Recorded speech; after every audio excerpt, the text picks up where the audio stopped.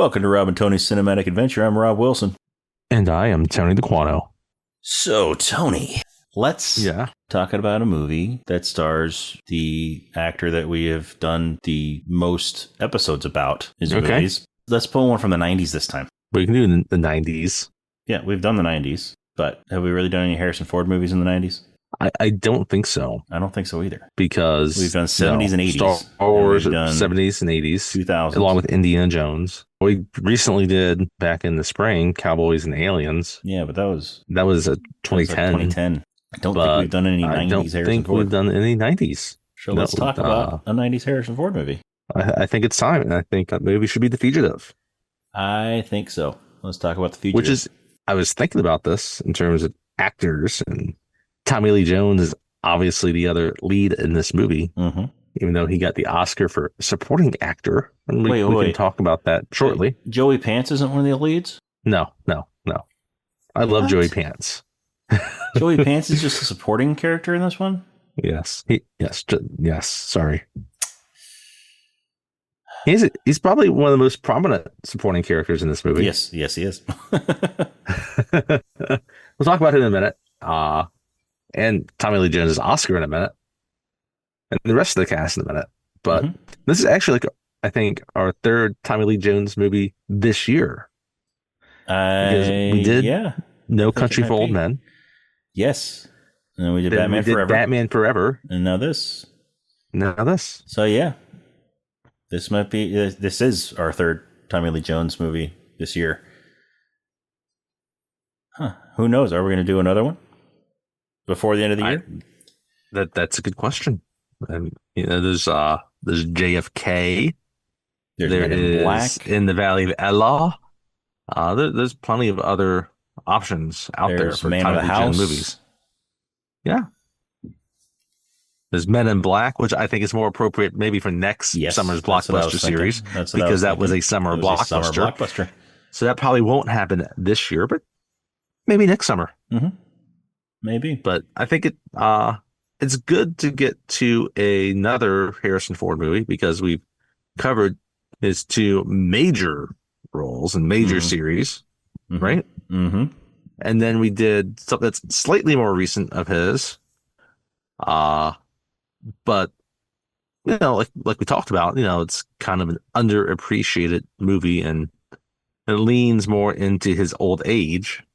Yes. But this one's right smack in the middle. 1993. He was still, spry and in the right there in the middle of his running weird. And it's it's obviously relying on his star power, right? And it gets matched perfectly with Tommy Lee Jones in this movie. Oh yeah. Like so like I said, Tommy Lee Jones won the Oscar for the calendar year of 1993 for The Fugitive. The movie was nominated for Best Picture and sound, and score, and editing, and cinematography.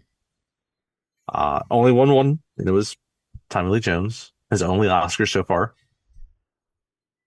And he's so good in it. Oh, yeah. Harrison Ford's so good in it.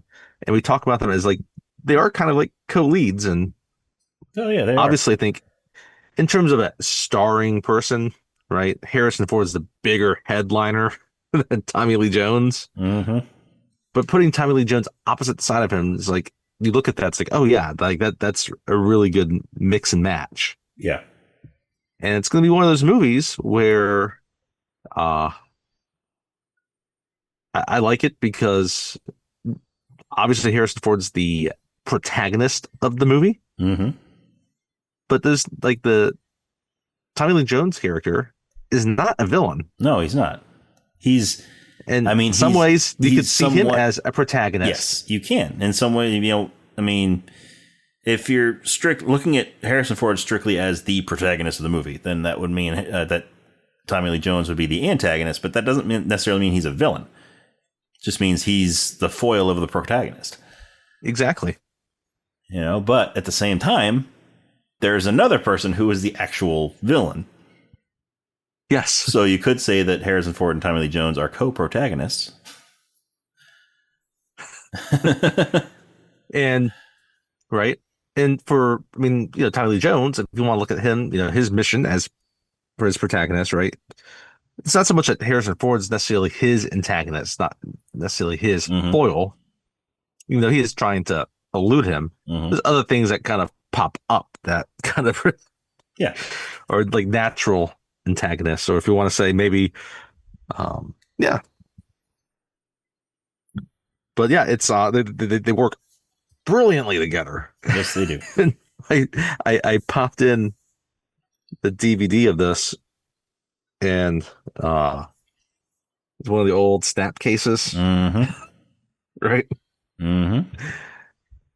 I have that old snap Andrew case. Davis is the director, and it's funny. Like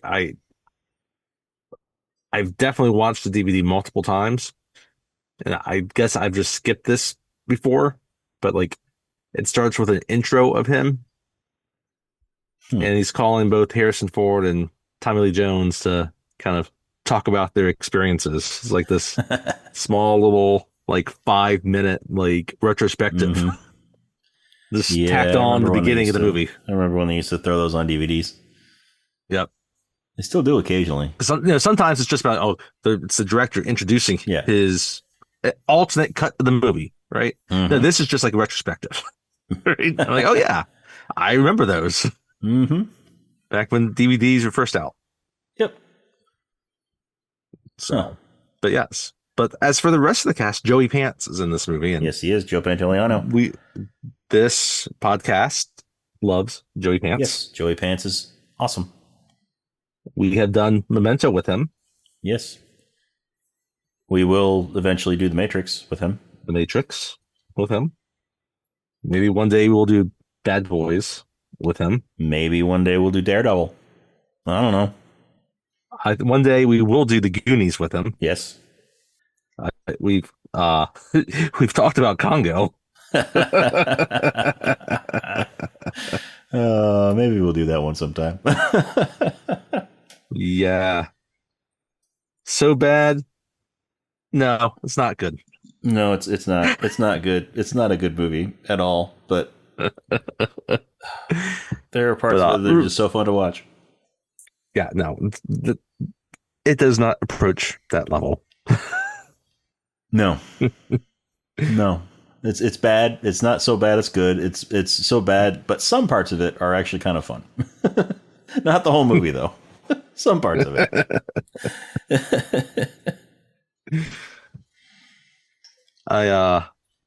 So also has Sheila Ward in it, who is mostly just in flashbacks. Yep. Kind of another movie where we have a wife whose death helps drive the story. That happens at the beginning of the movie. Yep. And then you get the occasional flashback of her. Yep. We've got Julianne Moore, who... Yes, a young Julianne Moore. I'm surprised that she's so high on the billing on this, because she's in one scene. She's in, two scenes. Well, yeah, I guess 2 scenes, but... The second scene is very quick, with one line. So apparently... She's in the movie for a total of about 5 minutes. Oh, if that. 3 minutes. 3 minutes, I think. I mean, Sheila Ward has more screen time than her, and she's dead. Not dead, but dead in the movie. Yes, her character is dead.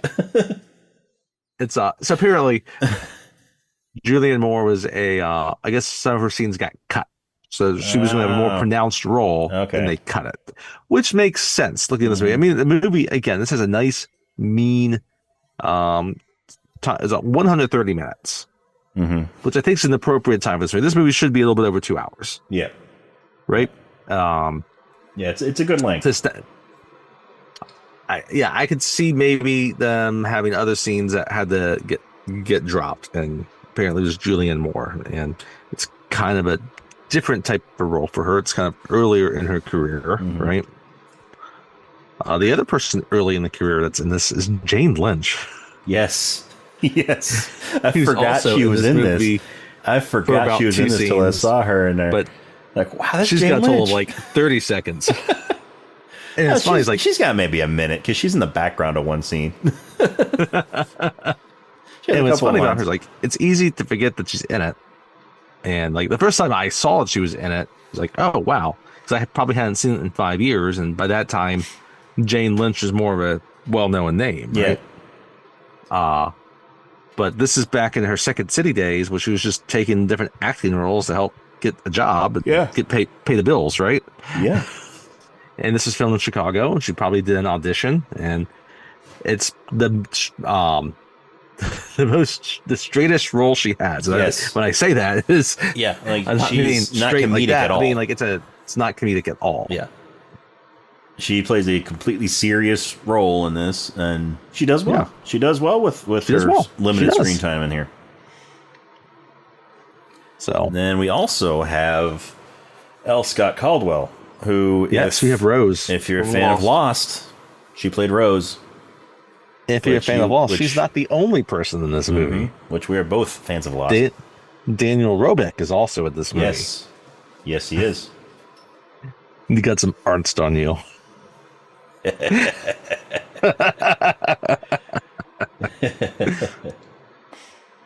Yeah, if you're also a Matlock fan, you know. And also with a brief role in this, we have our old friend Neil Flynn. Yes. Who we haven't seen since we did our Indiana Jones and the Kingdom of the Crystal Skull episode, which is another Harrison Ford movie. That's right. So Neil Flynn has been in 2 Harrison Ford movies that we've done so far. And I'm hoping that we can get some more Neil Flynn movies in here on this podcast because he's awesome. He is awesome. Nick Searcy has a small role in this movie as well. Let's see, Johnny Lee Davenport, Tom Wood, Jerion Krabby, who has a significant role in this movie. Yep. And for him, like, you know, most people, unless you're from the Netherlands, know a bunch of his Dutch movies.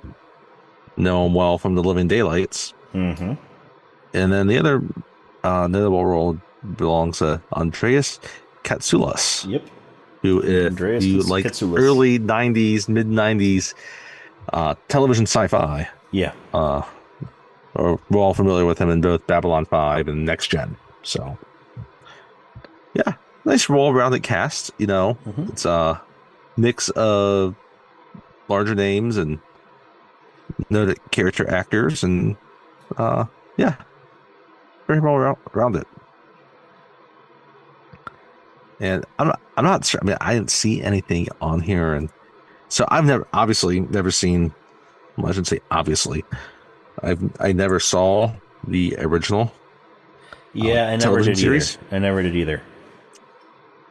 And I'm sure it's out there in DVD, so that's what I'm saying. It shouldn't be obviously. It's not like it's probably available. Yeah, it's probably available somewhere to be able to for us to find it. But yeah, I haven't seen the original. This is a very famous movie, so I would think that the TV series that was based off of, there was a famous TV series too. That it probably isn't that difficult to find. Yeah, I'm not aware of any big cameos that could happen between the two. Yeah. And I could see this being the type of, obviously it's a 2-hour movie, but I could also see this being extended out, becoming a television series also, right? Yeah. I mean, it did get a sequel. Yes. Well, we don't have to talk about the sequel. You didn't like U.S. Marshals? Sorry. As much as Robert Downey Jr. and Wesley Snipes excite me. I mean, and guess what? Part of it is that it's just don't have the same connection between. No, you don't have Tommy Lee Jones and Harrison, because Harrison Ford's not going to go on the run again. No, but I mean, I enjoyed it for what it was. It's nowhere near as good as this one. But I enjoyed it. I mean, the performances were good in it. Tommy Lee Jones is Tommy Lee Jones. I do believe He U.S. plays Marshals was my this brother's type of first character DVD. really well. Of course, Joey Pants is in that movie. Yes, he is. Like Joey the Pants entire is in Marshals that. team, and they kill off one of the Marshals in the movie. They Though do. I don't. They do. Yeah. We're not going to say who right now, because if you want to go watch U.S. Marshals and you don't want to be spoiled on which one, then you can go and do that. But yeah, I mean, I remember my parents. So I remember them talking about how this was a TV series in the '60s, and I mean, my mom would have been. Both of them would have been pretty young. Maybe my dad's a little bit older than my mom, so maybe he watched it, but maybe they never watched the TV series. I don't know. I don't know. But I remember we didn't see it in the theater. I remember them renting it at like Blockbuster and then bringing it home, and we watched it on a family night, movie night. Yeah, because this was the time when they were taking old TV shows and adapting them into movies. Like this one, Mission Fugitive, Impossible was Mission a few years after Impossible. this. Yeah, Mission Impossible I think was that, a year after. Wasn't that 94? 96. 96? Okay. So yeah, 3 years after this was Mission Impossible. But if you think about it, like a couple the years, success of this probably helped fuel like them being okay with doing Mission Impossible. Mm-hmm. Yeah. And right, let's take a 60s thriller TV series, cast someone famous to be in it for that, Tom Cruise, right? Yeah, and even then, like a couple years before this was Dragnet. Yeah, that's right. There's a Yeah, that's right. With Dan Aykroyd and Tom Hanks. Mm-hmm. And Rosie O'Donnell. She was in that, wasn't she? Yep. I think I own the Dragnet VHS. I forgot she was. And yeah. Now they make movies. Well, I don't know. Still waiting for the full-length Alf movie again. You want to go back to the 80s and 90s. No, they just remake TV shows as TV shows now. So yeah, I guess Dragnet was 87 when that movie came out. So it was a few years before this. A few years earlier. So not like, I guess not a huge connection, but so last week we had James Horner scoring a movie. This week we have another famous James composer, James Howard. Mm-hmm. Yes, we do. No, my bad. Yeah. Rosie O'Donnell was not in Dragnet. Okay, then. Never mind. I was wrong. That's why I don't remember her being in there then. Yes. Jack O'Halloran was, though. Non from Superman 2. Yep. Another connection. And Christopher Plummer was. But yeah, Rosie O'Donnell wasn't. Was he? Yeah, I do remember Christopher Plummer being in it. That's a forgotten movie, by the way, Dragnet. Yes, it is. People talk about Tom Hanks movie comedies. That's not one that comes up often. No, it's not. I guess was Dragnet also like did that start in the 50s TV show? I think so. Yeah. So being that releasing a little bit earlier then would also make sense. If you think about a 30-year cycle of these things. Yep. Anyhow, yeah, I do really, really like this movie. This is low key, kind of one of those under the radar type favorites of mine that anytime I watch it, I'm just absolutely glued to the movie. Yep. Even if you know exactly what's going to happen again. Yep. But yeah, because it continues to keep you in suspense. And because the direction is fantastic, and then both Harrison Ford and Tommy Lee Jones knock it out of the park. Yes, they do. Yes, they do. Why weren't they in more movies together? They should have been in more movies together. They still could. And like Tommy Lee Jones is really good for this role too, because like as we talked about with him in his first for like No Country for Old Men, like he can be kind of a grump, right? And so and he's before this he was in Under Siege, right? And he did other kind of grumpy kind of roles. He can play an antagonist that's not really the villain, right? Like he is in this movie. Which Under Siege was also directed by Andrew Davis. It was also Andrew Davis. Which is, it's interesting. It's like it's Steven Seagal's the headliner in that movie. even though Tommy Lee Jones gets most of the screen time. Anyway, that's another episode. Mm-hmm. Steven Seagal's a chef. On a boat. I'm on a boat.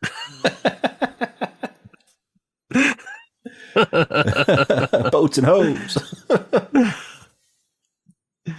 So, but no, and it's a really good point of like what Harrison Ford has for Indy was seemingly done, and Han was seemingly done. Yep. Right. It's the early '90s. He's transitioning to other roles, and he did it really well. I mean, he was, big actor still at that time. Well, very famous actor that could be a leading man. And he leads this, and you need someone that's really likable in this role. Yeah. And Harrison Ford is really likable. Yes, he is. Yeah, I mean, and you it need throws someone... you off because he wears a beard in the first third of this movie. Yes. First quarter of the movie, I guess. You need an actor that can portray somebody that you believe that they are innocent. When he says that, he didn't kill his wife, you believe him. Even though all of the evidence so far has shown that, you shouldn't believe him. But yes. But, it harkens back very much, it's, you don't have the espionage angle like North by Northwest with Cary Grant. But it's the same thing. Cary Grant, very likable. You want to believe him and you root for him. And he's on the run as the wrongfully accused. Yep. Getting chased by was the title of a Leslie Nielsen movie. Yes, it was. Which was which parodies parts of this movie. Parodies parts of this movie, yeah. I've seen that movie. Only thinking about that because the Naked Gun reboot just came out. And I did see Wrongfully Accused at good old Regal Cinema. No, I didn't see it. Countryside. At Regal, but I saw it on video. Okay. After it came out on home video. Yeah, so anyway, so yeah, we got, should we just get into it? Yeah, I think we can jump into it. All right. Well, as always, spoiler alert, we are going to be talking about this entire movie, beginning, middle, and end. So if you have not seen it, you don't want to be spoiled, then pause the podcast, watch the movie, and come back and listen. If you have seen it or you just don't mind being spoiled, keep on listening, but you have been warned. We are going to be spoiling this movie. And all of the scenes featuring Joey Pants. All the scenes of Joey Pants. Yes, at least all the scenes that we can remember while we're talking about the movie. We may miss a scene or two. And how they play the movie, it's like there's a lot of different back and forth things in ordering them. And the major stuff is not necessarily Joey Pants, except the climax in the movie, I guess. He's in the background of a lot of stuff in this movie. Yes, he's got a lot of lines in this movie too. Yes, he does. Like he's of the other marshals, he's got the most lines. Yes, he's also essentially Tommy Lee Jones' second in command. Yes, ish. He's one of the higher ups in the rankings of their group. But you know what? He just wants to go home. Yes, he does. Yes, he does. He just wants to go home. Hopefully someone gets that man some Tylenol at the end of the movie. Yeah. Yeah. But anyway, we're jumping too far ahead. Yeah. So, the movie starts out with an overhead shot of Chicago. Well, I like, streets. They have the title cards first. It's just Harrison Ford, Tommy Lee Jones, the feature events. Nice, right? Nice, strong, deep bass type music, right? Really cool. It's I like how it's kind of like the blue background. It almost looks like they have like a spotlight that's searching, like whether it be from the prison yard or a helicopter, that's searching down below, right? that's going over the letters. Nice, clean, little open, Mm-hmm. and right, you get the overhead shot of Now, Chicago. now, real We've quick, done some Chicago what they movies. did was, so since you brought up the title card, what I did not understand was why they were. See, I like the way that they shifted between first and last name for Harrison Ford and Tommy Lee Jones. But what I don't understand is they put the first name up, right, and then they sort of flashed it. They took it down and back up, and then they rotated the letters to form the last name. Why? Right. Why did they sort of flash it? Good question. I just think it would have been. I mean, I'm not the one that made it, but I think it would have been a little bit better if they just didn't flash the name up there. Just left it up there, then rotated the letters. But that's just me. But yeah, so like you said, we're in Chicago. Get the overhead. You're seeing downtown Chicago. You're seeing the Sears Tower, the John Hancock Building. Mm-hmm. You can see the shore of Lake Michigan, right? You don't have the Magic Bean yet. Magic Bean's not around yet. It's 1993. Yep. But classic Chicago, and we've done a few Chicago movies. We but, have. Not as many as You there? There you are. All right. Yep. So, but yeah, we've done a few Chicago movies. Let's see. I think the most recent one we did, really, I guess, probably Planes, Trains, and Automobiles. Right, which is a movie that doesn't really take place largely in Chicago. No, it takes place, part of it. You see a house outside of Chicago, and then you briefly see an L station in Chicago. Yep. Right? Yep. So, but yeah, it's not really, again, it's Second City. You're not going to get it as frequently as New York, right? Yeah, New York or LA. And even when it's funny though, like, even when you see movies that like set in Chicago, you don't really get the same overhead sometimes that you get with, say, New York, right? Mm-hmm. And it's funny because I think Sears Tower and John Hancock Building are very like recognizable buildings that you can. Oh yeah, very much kind of throw in there. So, but yeah, and so then finally we cut, and it's like there's a struggle with Cecil Ward, right? Mm-hmm. So, but it's kind of filtered through. So it's filtered through, but all these struggle scenes are black and white. Yes. So it's sort of cutting between the overhead of the city and these black and white Cecil Ward struggling against somebody. And it's done well because it doesn't look like it's Harrison Ford, right? I mean, there's even one point where we get a shot of the person's face. Face, yes. It's definitely not Harrison Ford's face. Now, of course, you could hire this person, right? Mm-hmm. That's always a possibility. Yep. Right. And we're getting the sirens, right? And then we finally kind of cut to, I guess, like, outside the home, right? And it's this nice home in Chicago, right? Yeah. It's, I wrote it down. So it's the near north side of Chicago, so not far out of the loop, right? So obviously it's people that have a nice bit of money. Even though actually like where it was filmed was further north of the city, but regardless, you can tell it's whoever it is. They have it's a newscaster, right? Yeah. And they're talking about how they're outside the home of Dr. Richard Kimball, who is a respected vascular surgeon. Is Dr. Richard Chicago Kimball General?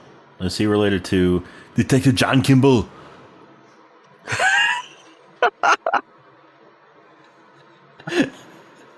Are they related? Wow. It's right after. It's how quickly we have another connection between two straight movies. The Kimball blockbusters. Yep, the Kimball cousins. Yes, the Kimball cousins. I like it.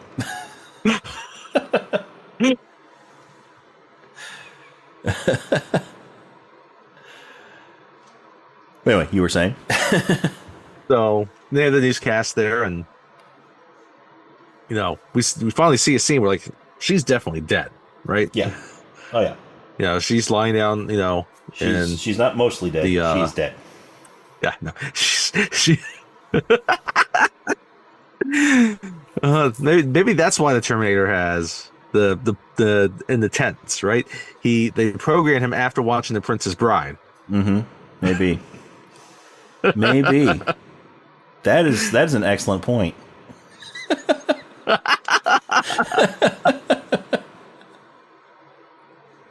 I think you solved it.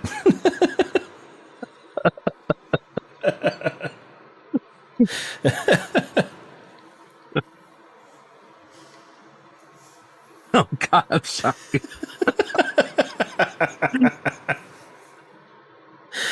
We're going downhill real quick on this one. Yes.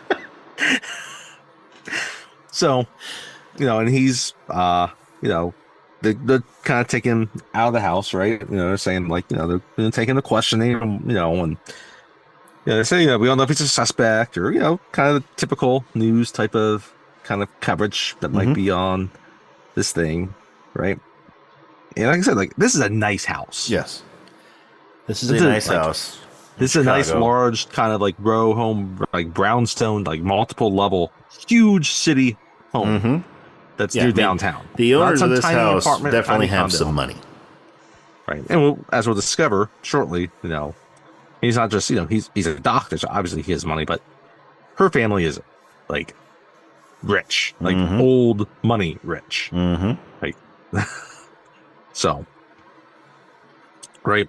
And one of the things the newscast talks about is that they had been earlier that evening at a fundraiser for like children's like cancer research or something to that effect. At the Four Seasons in like downtown Chicago, right?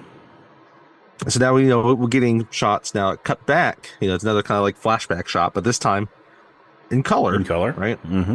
At the fundraiser with Harrison Ford with a beard. Yes, and he's the beard. He's got like a salt and pepper beard. And he's wearing a tuxedo.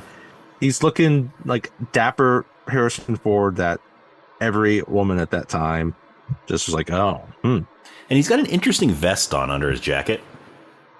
Yeah. Like it's colorful. Yes, it is, isn't it?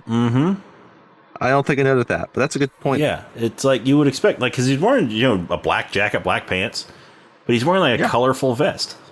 He's got the black bow tie, the colorful vest. He's got style. He's Harrison Ford. Yeah. I mean, everybody else there is just straight up, black tie,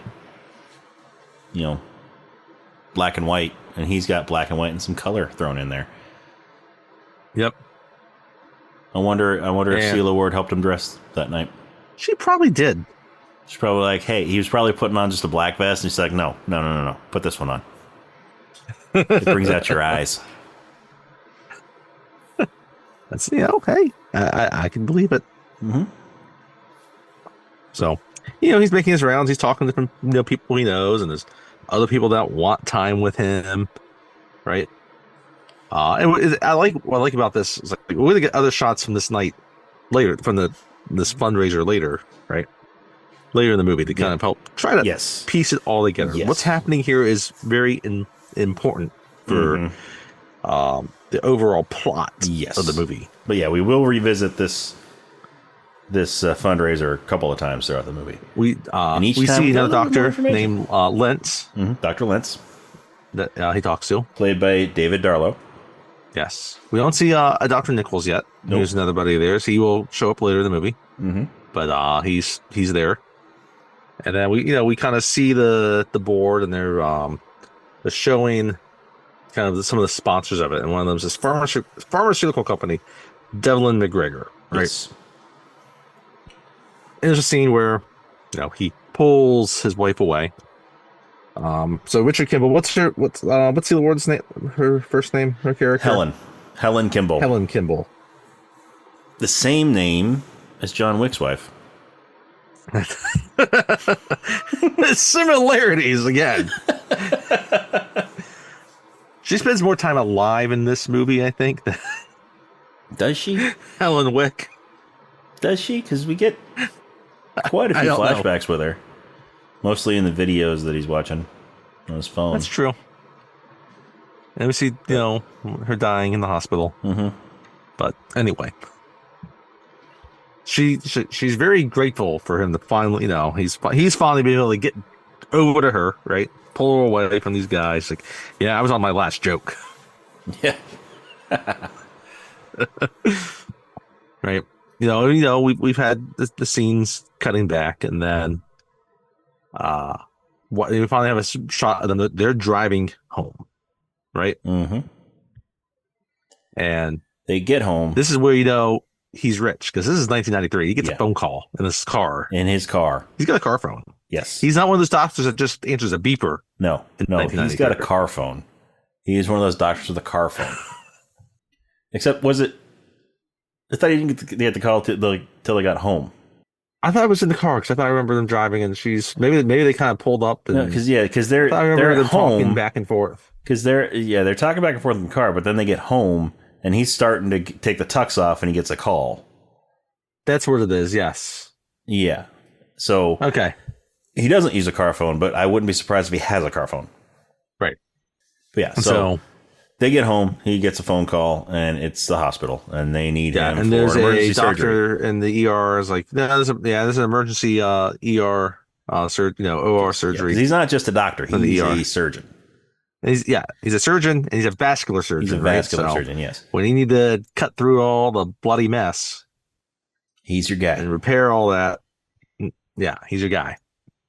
Right. So, we get, a sequence of him. He's in this OR. He's scrubbed up, and he's kind of, okay. So there is a scene early in the movie where someone borrows his keys and gives them back at the party. Right. That's important. Yes. Right. And then he's wondering why he was the one that was called. I forget the exact thing. Right. Yeah, because there was he's another doctor that could have done it, but they're like, "Oh no, he's not available." Yeah, something like that. And he's looking at, and he's thinking that he's looking at this, and he realizes, one of his colleagues is regular patients, and there's some chatter about that, right? Mm-hmm. But it doesn't make a lot of sense to you at the moment when you're watching it. Yeah. But it is all kind of important later, right? And so it kind of ends there, and then it cuts back to him now. Finally, he's at the police station. Mm-hmm. Yes, back. This is no longer the flashback, but this is the present time. Now, unfortunately for him, right? He's a smart guy, and I get he's, from his point of view, right? Discover, right? He's looking at this. He believes. Well, do we have a shot of him before this where he kind of comes home? And I think this gets interspersed later. Yeah, I'm trying to remember if the part where he comes home is still part of that same flashback, or if they come back to it. I think it is, because he comes home and he comes home, sees rose petals, kind of her stuff that's like hanging over like the railings going up the steps, and he sees rose petals on the steps going upstairs, and he's like, yeah, but he realizes it seems too quiet. Yeah. Right? Too quiet. Right? Because the lights are on in the house, and it looks like she's playing something nice, and which, okay, of course, she might be waiting quietly, but it's eerie quiet. Mm-hmm. Right? So, it cuts back, and then I don't think it shows any flashbacks yet with his struggle. No, the next flashback doesn't come until he's in his jail cell. And that's he's sleeping. Because the rest of the movie, the flashbacks pretty much come, or at least for the majority of the rest of the movie. The end of it, they kind of just come. But majority of the rest of the movie, the flashbacks only come when he's sleeping. Which makes sense. So now we get the shot at the police station, the precinct, and for his mind, he's like, "Oh yeah, they just want to kind of get a basic sketch of everything that's happened," which is fine, granted. All right, but not that would have made a difference for him. But beyond that, if the cops are going to take you to their place to talk to you about all this, you probably should wait till your lawyer comes to say anything. Yeah. Just saying. Who knew that? the kid in Terminator 2. Yes. Yes.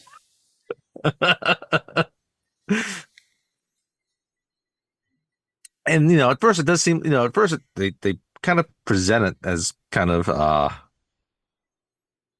almost innocent, right? They bring him coffee, right? They're so nice. They brought him coffee after his wife died. They brought him coffee. Right? But you have two detectives there, Kelly and Rosati, played by Ron Dean and Joseph Casala. Mm-hmm. Ron Dean, by the way, is in plays a cop in another movie that was filmed in Chicago, The Dark Knight. Yep. He does. He does. So, a movie that doesn't take place in Chicago, but was filmed in Chicago. Yes. Neither one of his characters are very likable. No, they're not. Right. And at first they're saying, like, okay, good... have you getting strange calls or strange letters at the house or any deliveries? And it's like, has your wife and whatever? It's like, I want to know. And like, he's wearing a t-shirt, right? He's got a white t-shirt on, and it's stained with blood. Yeah, stained with blood, right? Yeah, it's basically just his undershirt that he was, he had on under his tux. So.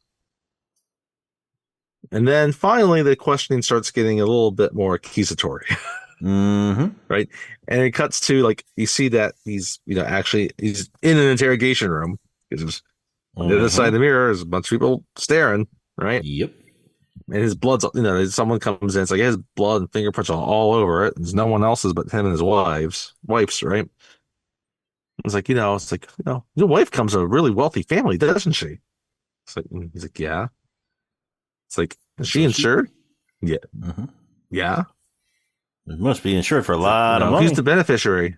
Like, I am. So you must be getting a lot of money if she dies. And that's when it clicks to him. Yeah. That's when it clicks. You think I killed my wife?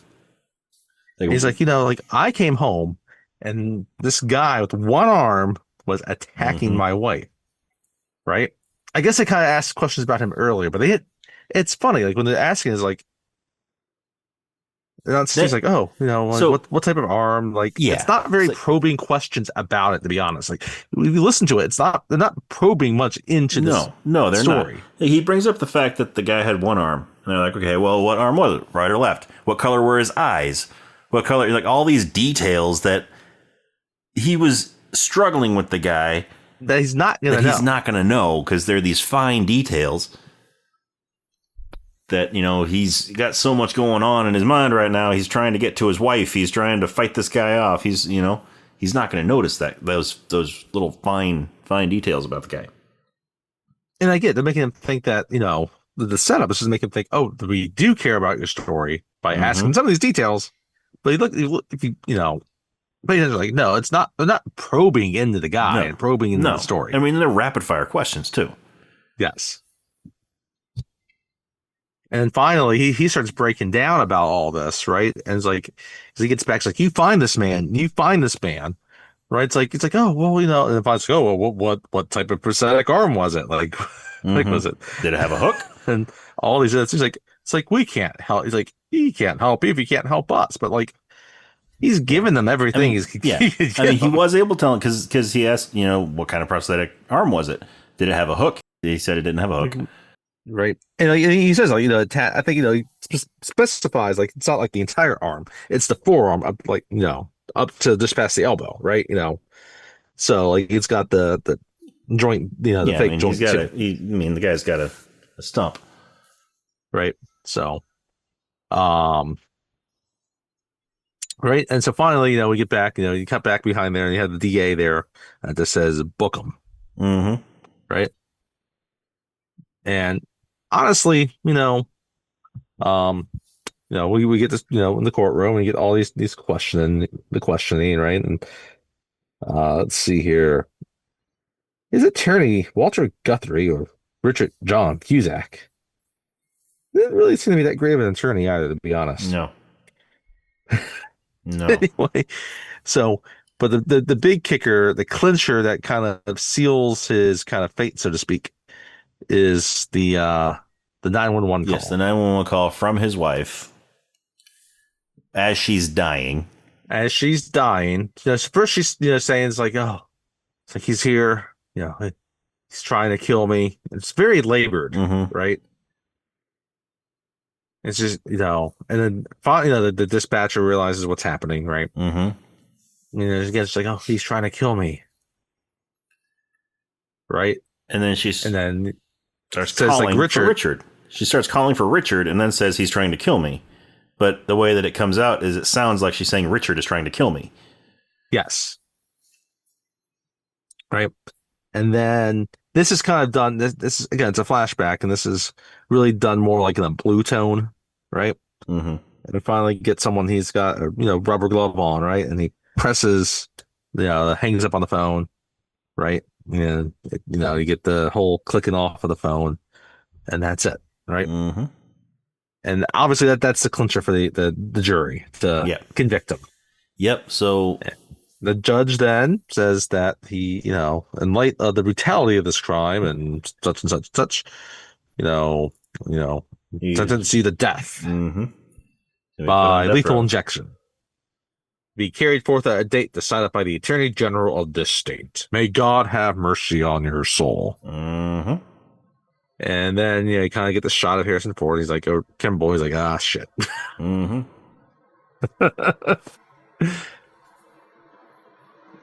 Right. So now we kind of cut back to kind of the holding facility. I'm guessing he's been there for, a few weeks before they transfer him to the state penitentiary, right? And this is going to be like kind of one of our other summer blockbusters where there's an escape on a mode of transportation. Yes. Right? You got the guard, right? He's calling out the different names and they're all saying here. And finally it gets to Kimball. And he's like, yes. Right. There's only a few people on this bus. Yeah, there's like 4 prisoners, 2 guards, plus the driver. Yeah. Right. And now this, unlike, we talk about Con Air, right? Again, classic prison bus setup. That you would think about. Yeah. Right. You got the driver up front. You got several seats up there for the guards. Right. You got the divider and the gate. Right. To separate everybody, right? And nobody has Nicolas Cage hair. No one has Nicolas Cage Nobody hair. has a fabulous mullet that blows in the wind, even when there's inside and there's no wind. No. You got Harrison Ford, who's got a beard, still has his beard at this point. Yep. And you got a bald dude. Yep. He's not Baby-O. Nope, not Baby-O.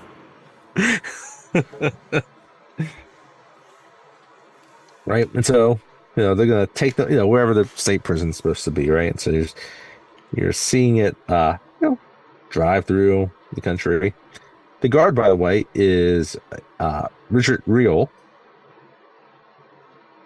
who I looked up earlier, he was Driving by Tomatoes, the way, we Glory. had before this, when he was in his jail cell waiting for his trial, we had another flashback. That's right, because he was sleeping, and that was when he got up the stairs and the killer was coming out of the room, and he fought him a little bit, and we saw him pull his fake arm out. Oh, and that's right. That's when you see that scene. Yeah, is because he was fighting. Yeah, because Kimball was fighting off the guy and grabbed his arm and pulled, and his arm came off, like his prosthetic arm came off as they both went tumbling down the stairs. Unfortunately, I guess the arm tumbled down the stairs because he had time to get the arm and run away. Yeah. If the arm had stayed upstairs, that would have been perfect proof. Yeah. But the guy was wearing long sleeves, so the arm got caught in the sleeve. Yeah, that's right. So it didn't fall out. So, but the lead guard on the bus, Richard Reel, who's also actually in he had a little, I don't know about cameo, but like a extra scene in Wedding Crashers. He was in the funeral scene. He was one of the guests there. All right. So, but obviously this is like a long trip.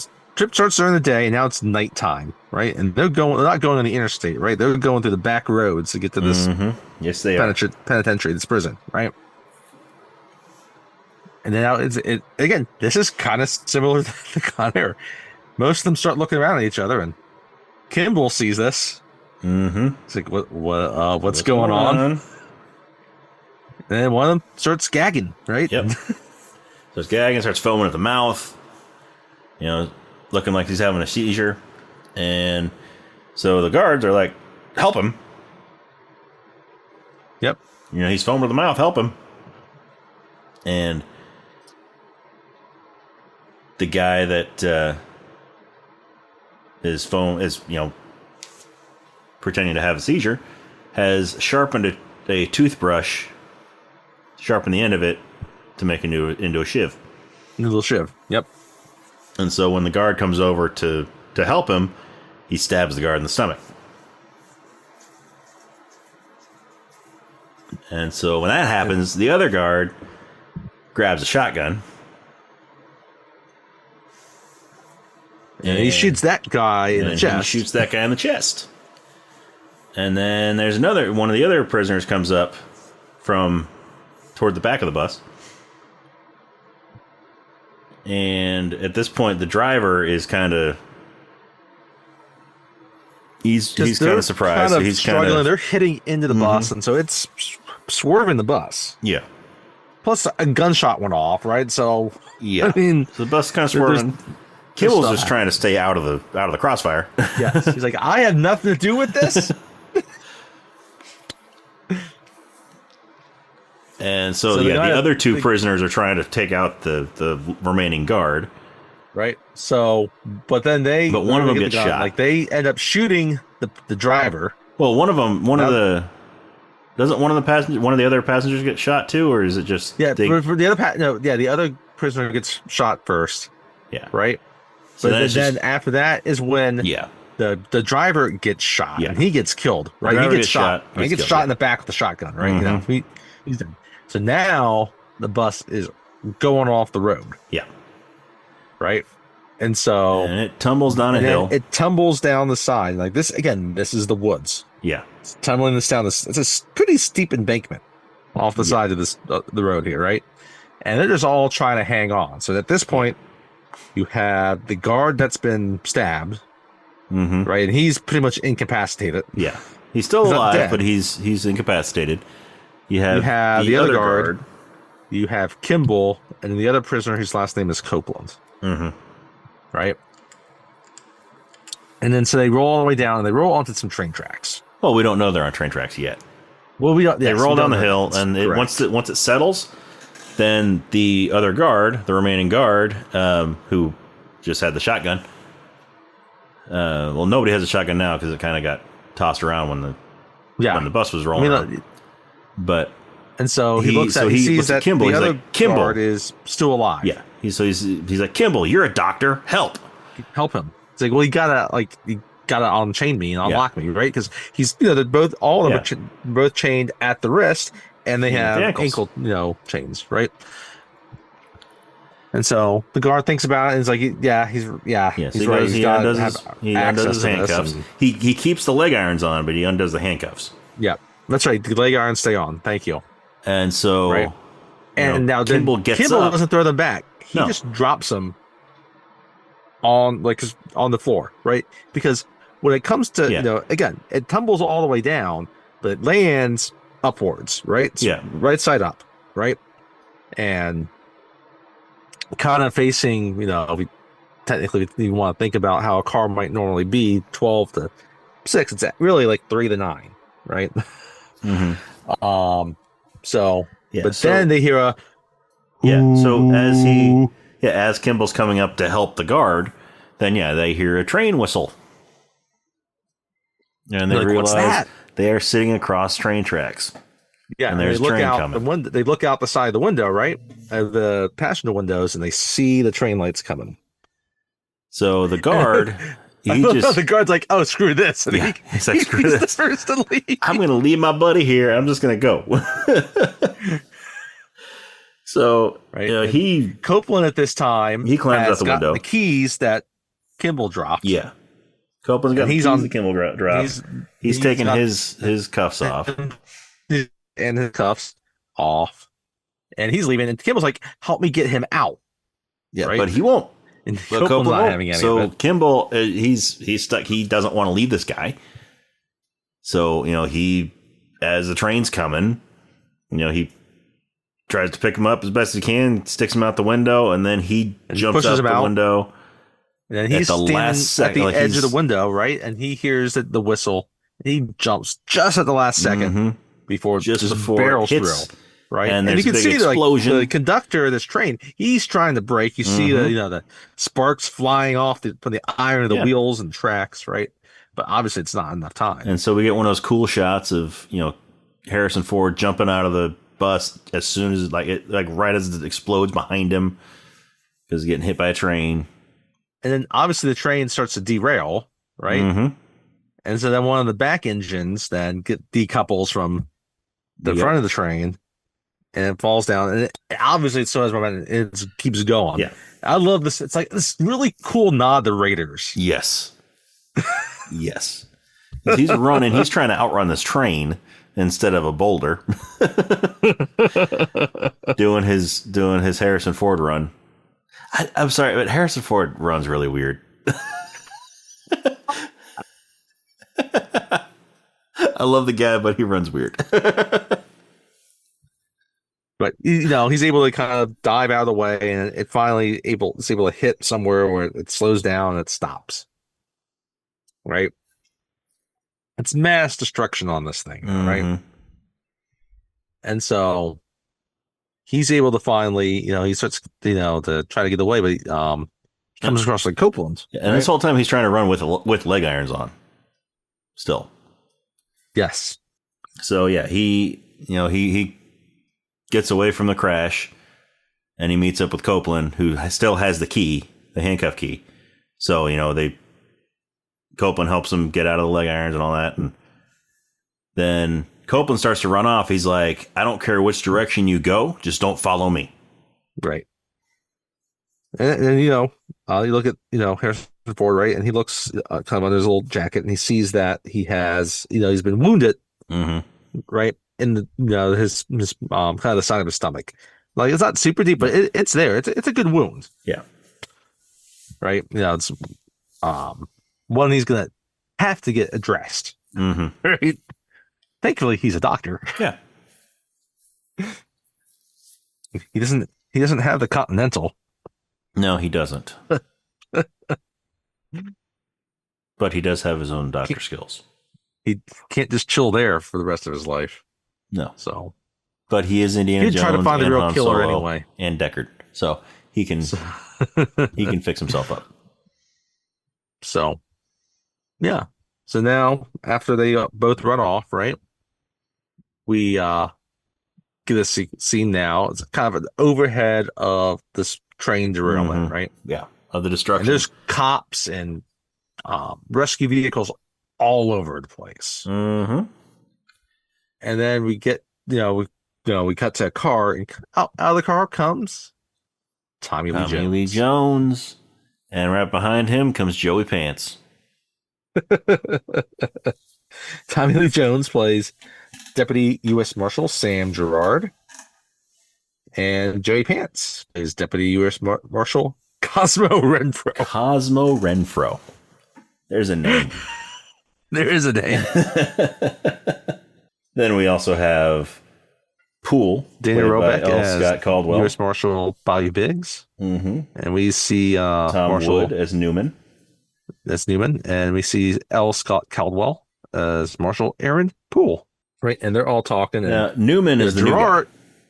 What was that? Newman's the new guy. He was recently brought in. So they never really. I mean, it's implied that he's like fresh on the a new agent or a new marshal, but it also doesn't. It makes it seem like maybe he's been doing it for a while, but maybe he's just new to their team. Yeah, but there are parts of it where it kind of implies that he's like a new marshal. Yeah, that's always been kind of my impression of it. But then like when I rewatch it, sometimes I think like, okay, yeah, maybe he's just really kind of he's a newer marshal in general. Yeah, and then also just new to that team. Yeah, kind of both. Still a little bit green, right? So, but Gerard He's the leader. He's the chief, right? Mm-hmm. And so And the press is there, and they're talking to. he wants to know who's in charge, and they say, "Oh, it's the sheriff," right? But like, you might have to wait because the press is talking to him. Mm-hmm. Well, is the press talking to the sheriff, or is the press talking to the guard? They're talking to the guard, aren't they? Well, yeah, actually, that's a good point. The sheriff is talking to the guard, and the press is watching this interview. Yeah. So the guard is giving a recap of what happened. With he's saying, "Oh, he saved." Yes, he's like he saved his fellow guard, and all of the prisoners are dead. They all died in the crash, and right. And the sheriff is Sheriff Rollins, played by Nick Searcy. Right. And it's like, oh yeah, this and that, and then and Gerard tries to kind of interject during kind of this interview, right? The sheriff's like, no, I'll get to you, mm-hmm. right? And then so finally, it's like they finally ask about Kimball. It's like, oh yeah, no, I don't think he could have made it. Yeah. He's like, I don't think I could have made it. Then Gerard holds up some leg irons that they found in the woods. He's like, "Oh, so tell me, you said in your report that all the prisoners are dead." It's like, "Yeah, that's right." It's like, "Well, we found leg irons in the woods without any legs." Without any legs. Do you want to amend your statement? He's like, yeah, he might have survived. And finally, the sheriff's like, "What do you mean?" And George's like, "I'm taking over your operation here." Mm-hmm. He's right. I love his whole thing. He's like, he's had 90 minutes. And the average person would run at such and such speed, but he's injured, right? He's like, "I need you searching every outhouse, low house, or whatever." Mm-hmm. It's this whole speech about, yeah, your man is Dr. Richard Kimball. And so they're going to set up their little base for right now, right around the derailment as they are searching the grid. Right? They have a grid, mm-hmm. and they're going to search for these They want checkpoints at 15 miles. Hours. Right? Yeah, they want checkpoints in all directions at 15 miles. Meanwhile, Kimball, he's just running along this little river, right? And at some point, he has to sleep. Yeah. And he covers himself well enough, right? He sleeps, and he has a dream of his wife. Right. Mm-hmm. Oh, that's right. I forgot. So the sheriff calls Tommy Lee Jones Wyatt Earp. Yeah. when he first gets there. Yeah. So he sleeps, has a dream of his wife, and there's another flashback where we get a little bit more information on what was going on. This was more wasn't them at the fundraiser? I think so. Because he'll have other shots. So the shots later, his flashbacks are just general shots of the two of them. Yeah. So he wakes up. He will steal some clothes, and he's going along, and we have is this the shot? I have some notes here. Right, and then so yeah, they one of the other marshals comes up, say, "Oh yeah," or maybe might have been one of the deputies that's been helping. Right, it's like, "Oh yeah, we found this blood trail going this way." He's like, "Okay." And there's one of the marshals, right? Because then he says like, they ask him, like, "Well, what do you think?" It's like, he asked, I guess, the deputy, like, "Oh, what do you think?" It's like, I don't know. Well, why don't you think me up a donut with some of those little sprinkles? Yeah. Then we cut back to Harrison Ford, and now he's, he found a local hospital. Yes, he found a hospital, and he is in one of the patient's rooms. A patient who's unconscious. Yep. He's not in a coma because, he's just sleeping. Because the nurse then later comes in while Kimball is in the bathroom. Yep. Cutting his beard off. He's got some scissors, and he's, Yeah, but the nurse comes in. It's the morning time. She brings him this guy his breakfast. right? And she She's like, talks about certain things like she realizes that, oh yeah, well, that's why how you know he's not, like in a coma. I was like, oh, I see you drink all your water, mm-hmm. right? She kind of goes in the bathroom, fills it up, and Well, kind of she so slips behind the so door. Kimball is in the bathroom, right? Yes. And he's cutting his beard, trimming it down, and he's stolen the guy's clothes too. He stole the old man's clothes. Yes. And he put those on. But so when the nurse is walking toward the bathroom, he sees her coming, and he kind of hides behind the door. Opens up the door and hides behind it. So right. She goes in, fills up the pitcher with water, and goes back out. Then he quietly shuts the door behind her. I mean, thankfully for him, like he was able to clean up all that hair. Yeah. Yeah. He's got a good beard. Mm-hmm. That's a lot of hair. Yeah. If you haven't trimmed your beard, especially if you're doing it by yourself over a sink. Yeah, so he finishes shaving, and then the nurse tells the old man that he's got to eat his food. You got to get his strength. And the guy's sleeping, so he doesn't do anything. And so once the nurse leaves, Kimball comes out of the bathroom, and he walks up and he just starts eating the guy's food. Hey, he's been eating prison food for a while. Yeah. Hospital food. I mean, it's got to be better, right? I would hope. It's got to be better than the prison food. I love it. He takes his Jello cup and just sticks it in his pocket.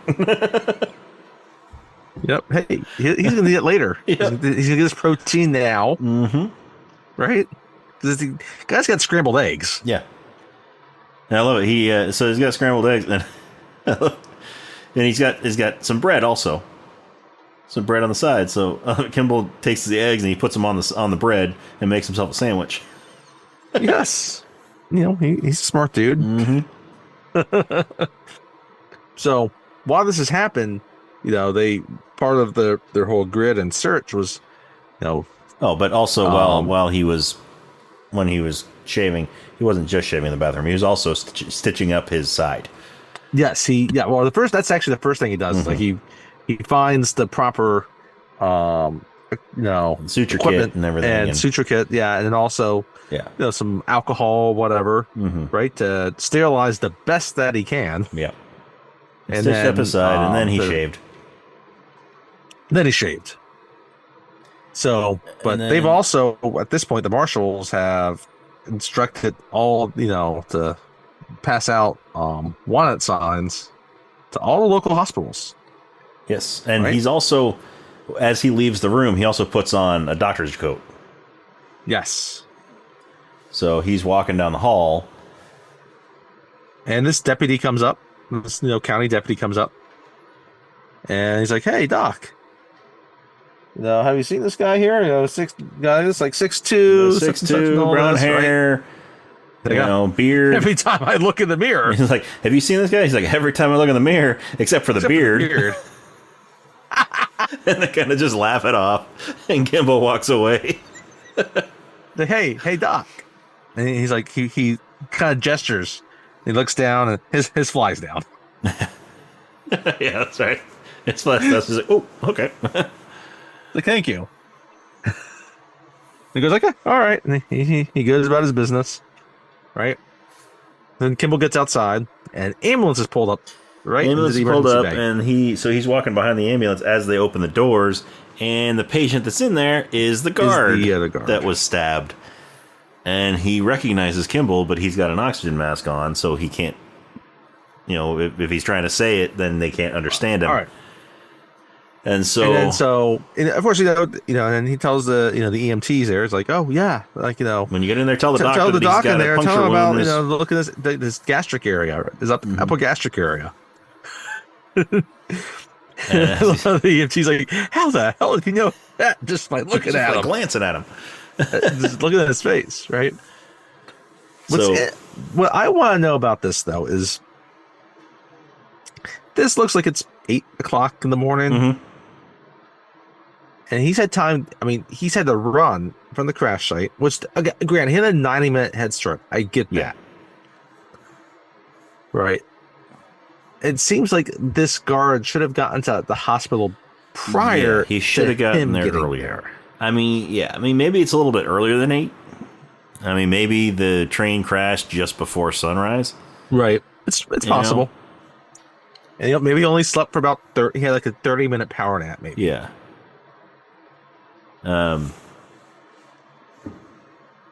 you can talk about what speed he might go, but if he's going on adrenaline, he's going to go faster than he might assume. Mm-hmm.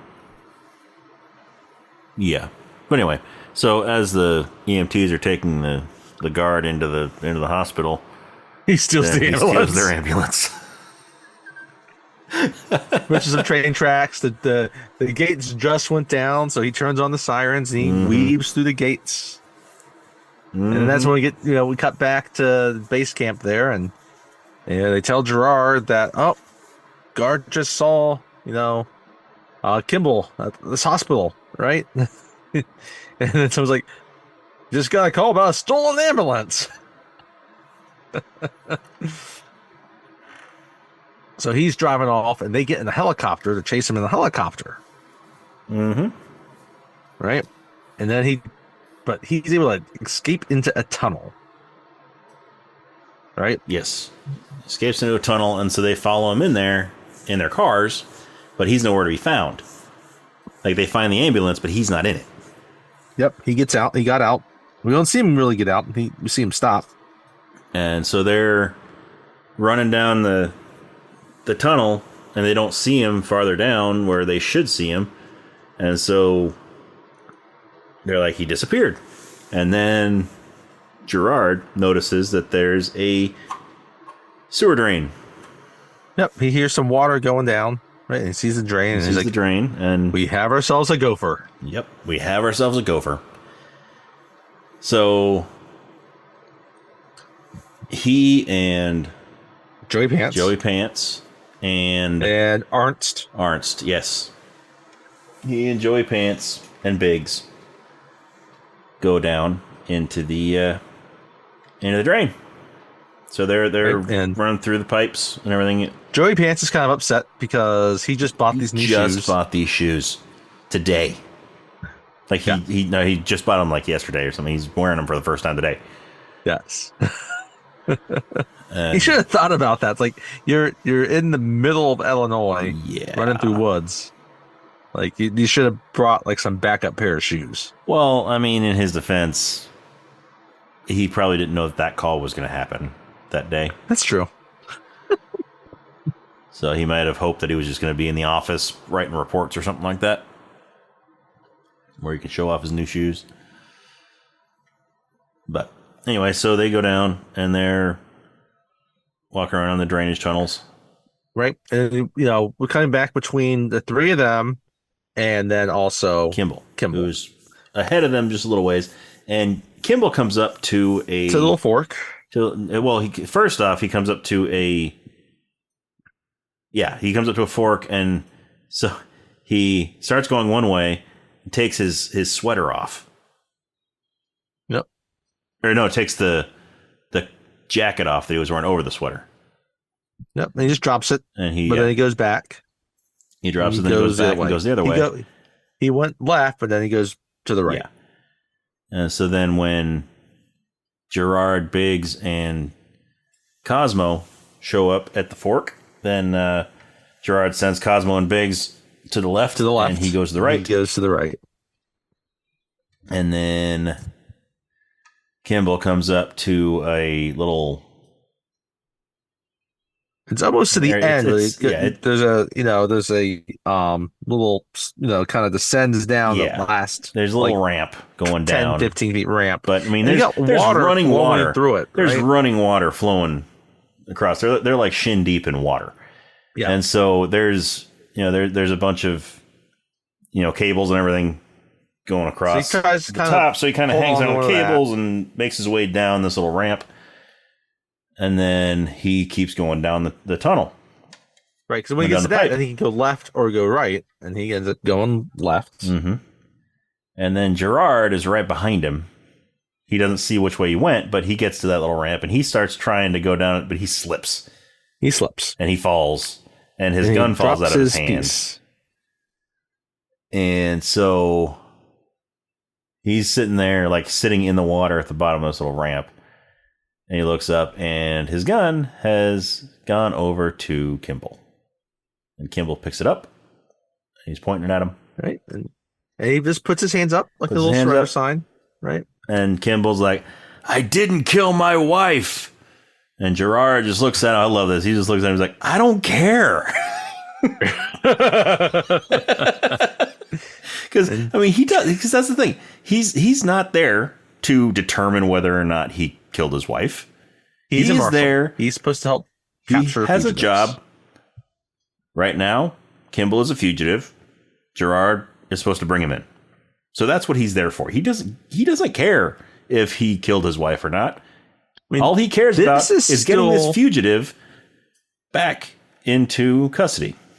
This is still within the first 24 hours of this, crash and the escape of a fugitive, right? And so it's the easiest 24 hours, right? Before he gets lost into wherever. So, yeah, he doesn't care. He doesn't have to care right now. Mm-hmm. Right? So, but then, Kimball doesn't shoot him. He turns around, keeps walking down. Keeps walking down. And Gerard, once Kimball's, turned around and on his way, he stands back up, takes off a little Velcro section of his jacket and pulls out another gun. Pulls out his backup piece. Yep. And he starts following Kimball. And then he gets up to him, and Kimball has reached the end of the pipe. Yep. And this is a pipe that is in the bow of a dam. Yes. So he's up toward the top of the dam, and it's a long way down. It's a long ass way. It's a long way down. But yeah, there's multiple pipes on this dam, and then they're all dumping water out. And so Kimball's got nowhere to go. And Gerard's behind him with a gun. He tells him drop the gun, so he does. And he's got, tells him to put his hands up. Kimball, do you want to get shot? And, right. Yeah. And right now, Kimball is facing the outside. Like, he's facing outside. Yep. Of the pipe. And, Gerard tells him to turn around. And so he decides to comply. He's got his hands behind his head. Hands behind right? his like head. He's about ready to be arrested, right? Because when Gerard tells him to put his hands up, they're facing each other. So he puts the gun down, puts his hands up, and as he's putting his hands behind his head, he turns around to face the outside of the pipe, to face the exit of the pipe. And you can just see him thinking. Yes. You see it. You see the gears turning. And, he doesn't have many options. Either he gets shot by Gerard because he's not complying, or he gets taken in by Gerard and put on death row. Or he can jump. And maybe take his chances. Maybe survive. But so he dives out of this pipe. And he takes option C. Mm-hmm. He dives out. Dives out of the pipe. Gerard, he's shot. He's not expecting option C. No.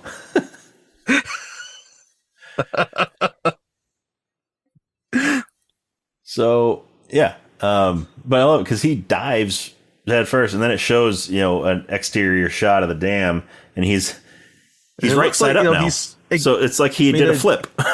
Again, it's like it's a dam too. So like it's gonna start. It's not straight down. No, it's gonna start coming up. Dam's kind of. So he's kind of like in the middle. So the water that's coming out of the pipes is sort of creating a waterfall. Yes. And so he's sort of like, because he dove out and then off camera he sort of flipped. So his feet are now facing down. And he kind of just rides this dam down. He kind of just slides down. Yes. In this water hole. It's not, it's not quite like Temple of Doom, where the guy is just skinning his head along the side of the cliff. No. And to the awaiting jaws of alligators. No, there are no alligators in this river. That we know of. No. But you look at it, it's like, yeah, you think like, yeah, chance that he survived that, it's probably pretty slim, Mm-hmm. right? And by this point, Cosmo has come caught back up with Gerard, and he he just looks over at Cosmo like he jumped right here. He jumped right here. And so It's everybody like, except okay, Gerard. I guess we can. Yeah, I guess we can call it off. We can call off the search. And Gerard's like, no, we can't. We still gotta look for him. Everybody's convinced that Kimball is dead, except Gerard. Gerard starts saying that we need to send a search party after him. Yeah, turn off the dam, right? We got to get, yeah. We gotta get boats in here. We gotta, and someone's like, well, he'll be dead. Like, well, then he'll be easy to find. Mm-hmm, he'll be easy to find.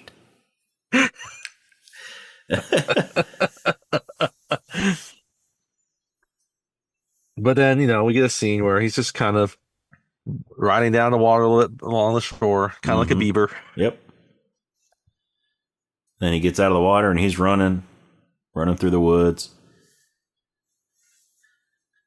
Which, I mean, it's very surprising that he was able to make that jump and not be injured at all. I mean, I guess yes, he did kind of land on the dam and slide down, so that would have slowed him down before hitting the water. But still, that's concrete that he's sliding down. Yeah, and initially he jumped, so he would have hit the concrete. So you'd think he'd at least have some broken bones. But no, he's fine. Well, not fine. He is kind of limping a little bit, but yeah, he does limp. But nothing serious. Compared to the alternatives that he was facing. Mm-hmm. Yeah. So we get a scene also where, they're all searching, the base of the dam and a little bit further downriver. Gerard, he's standing there. He's smoking a cigar. He's like, I'm right. I know I'm right. We get another scene of Kimball sleeping. He has a little dream. Yep. Another little flashback. Him with his wife.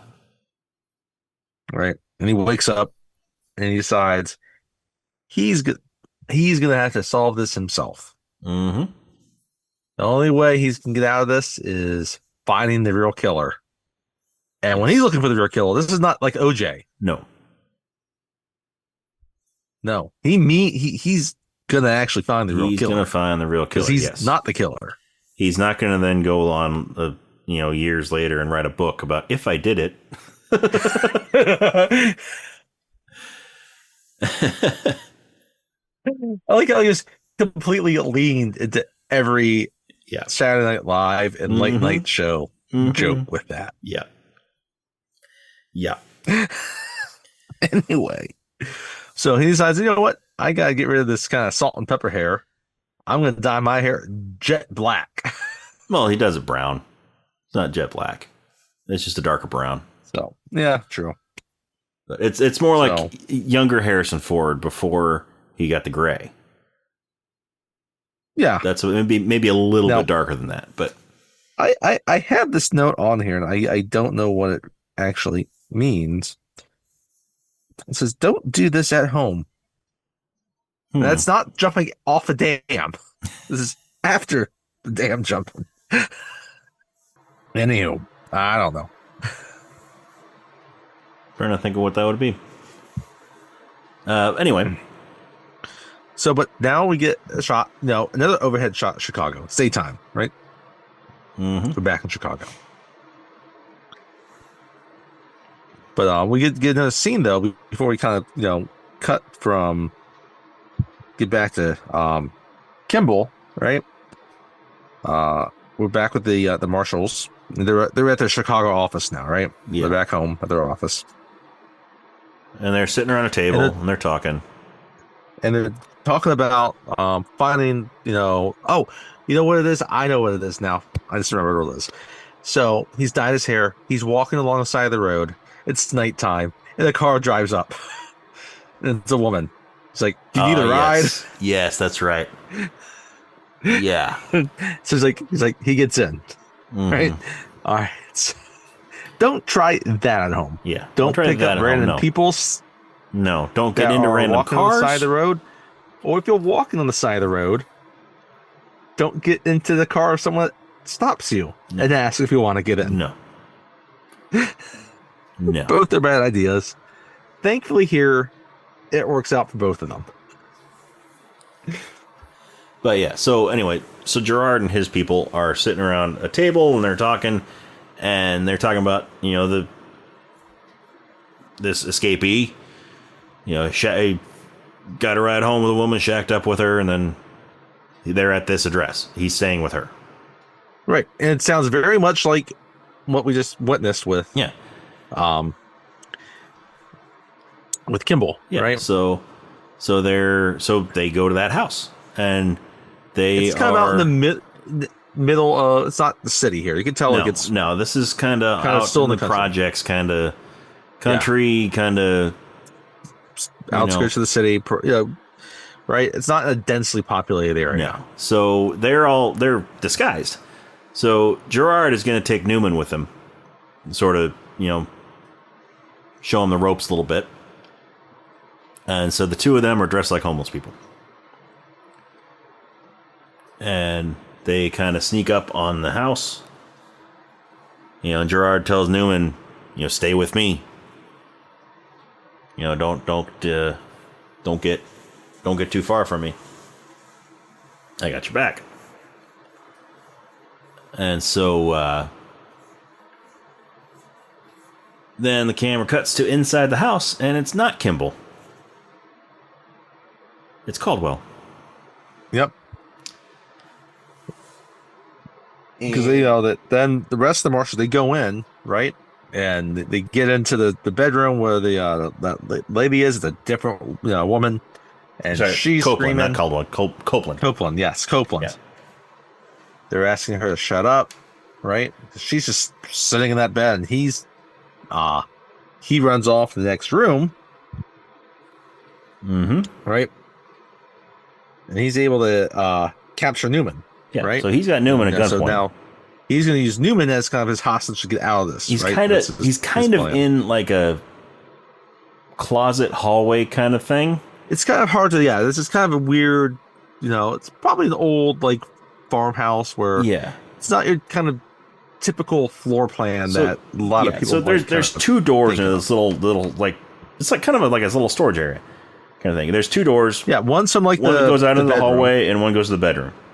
And so he's sitting there facing the bedroom, and he's got a gun to Newman's head, and Gerard is in the hallway behind him. There's a wall separating the two of them.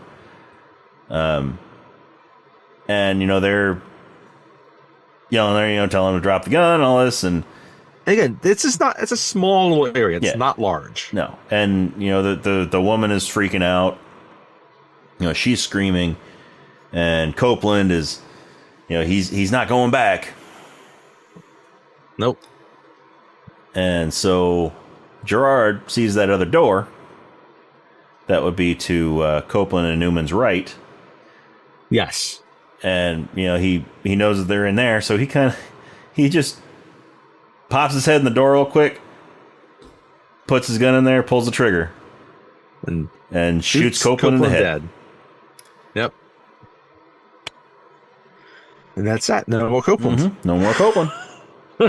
And so Newman's okay. He gets out and kind of back to their car, right? Outside, and Copeland's just, he's kind of holding his hand next to his ear, and his right ear, and Copeland's dead. Yeah. And who is it that's trying to argue with Gerard right here?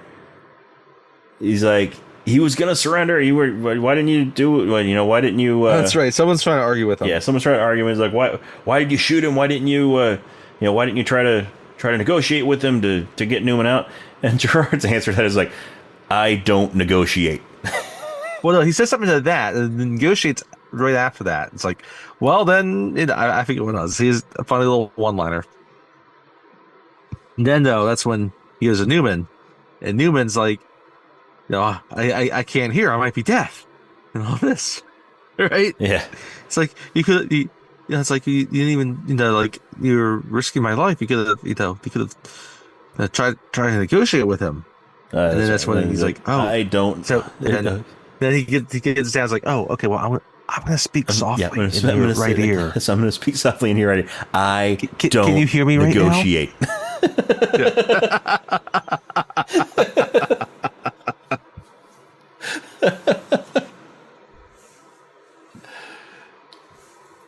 Oh no! Then it's after that when people complain about him shooting. Someone else complains about him shooting Copeland. It's like, well, blame me. I shot him. Yeah, that's what it was.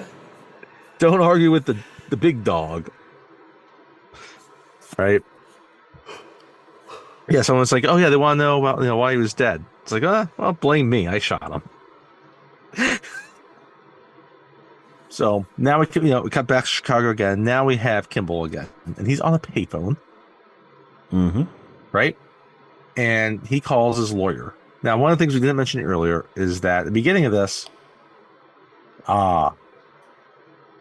Gerard wanted to get a warrant to tap his lawyer and his closest associates, right? Yes. In case he called them.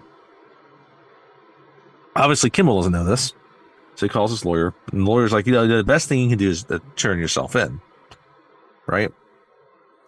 And he's like, I'm not going to do that, right? And the lawyer asks, well, where are you? He's like, St. Louis. Yep, he tells him St. Louis. Right, but however, when we see him do this, as he's walking up, we see an L train, kind of, riding by. Yep. And then the marshals, like, they get a hit because, like, okay, well, the lawyer got a call, and it was from Kimball, right? And so they keep listening to the talking, and then all of a sudden, like, Gerard thinks, like, he hears this little ding ding going on. He's like, right? He's like, that's an L train. Like, how do you know what an L train sounds like? Well, I guess someone else says, oh, I think it sounds like an L train. And that's what George's like, I don't know what an L train sounds like. I lived under one for like 6 years. It's like, I know that sound like by heart. So then they're trying to think of wake me up. What cities have an L train. St. Louis doesn't. He said he's in St. Louis, but it doesn't have an L. So like, we know Milwaukee. We know it's not there. We have one, and New York has one, and it's like, okay. And then Gerard's like, oh, I think I hear someone talking in the background there. Like, are we able to drop both of them and just isolate that voice, right? And so the technicians are able to do that, and they play it, and they're able to get the driver of the train. He's announcing the station as they get in, right? Uh-huh. And they're like, oh, that's 6 blocks from here. Yeah. So he came home. So it's like, all right then. And they're like, okay, well, why did he come home? Right.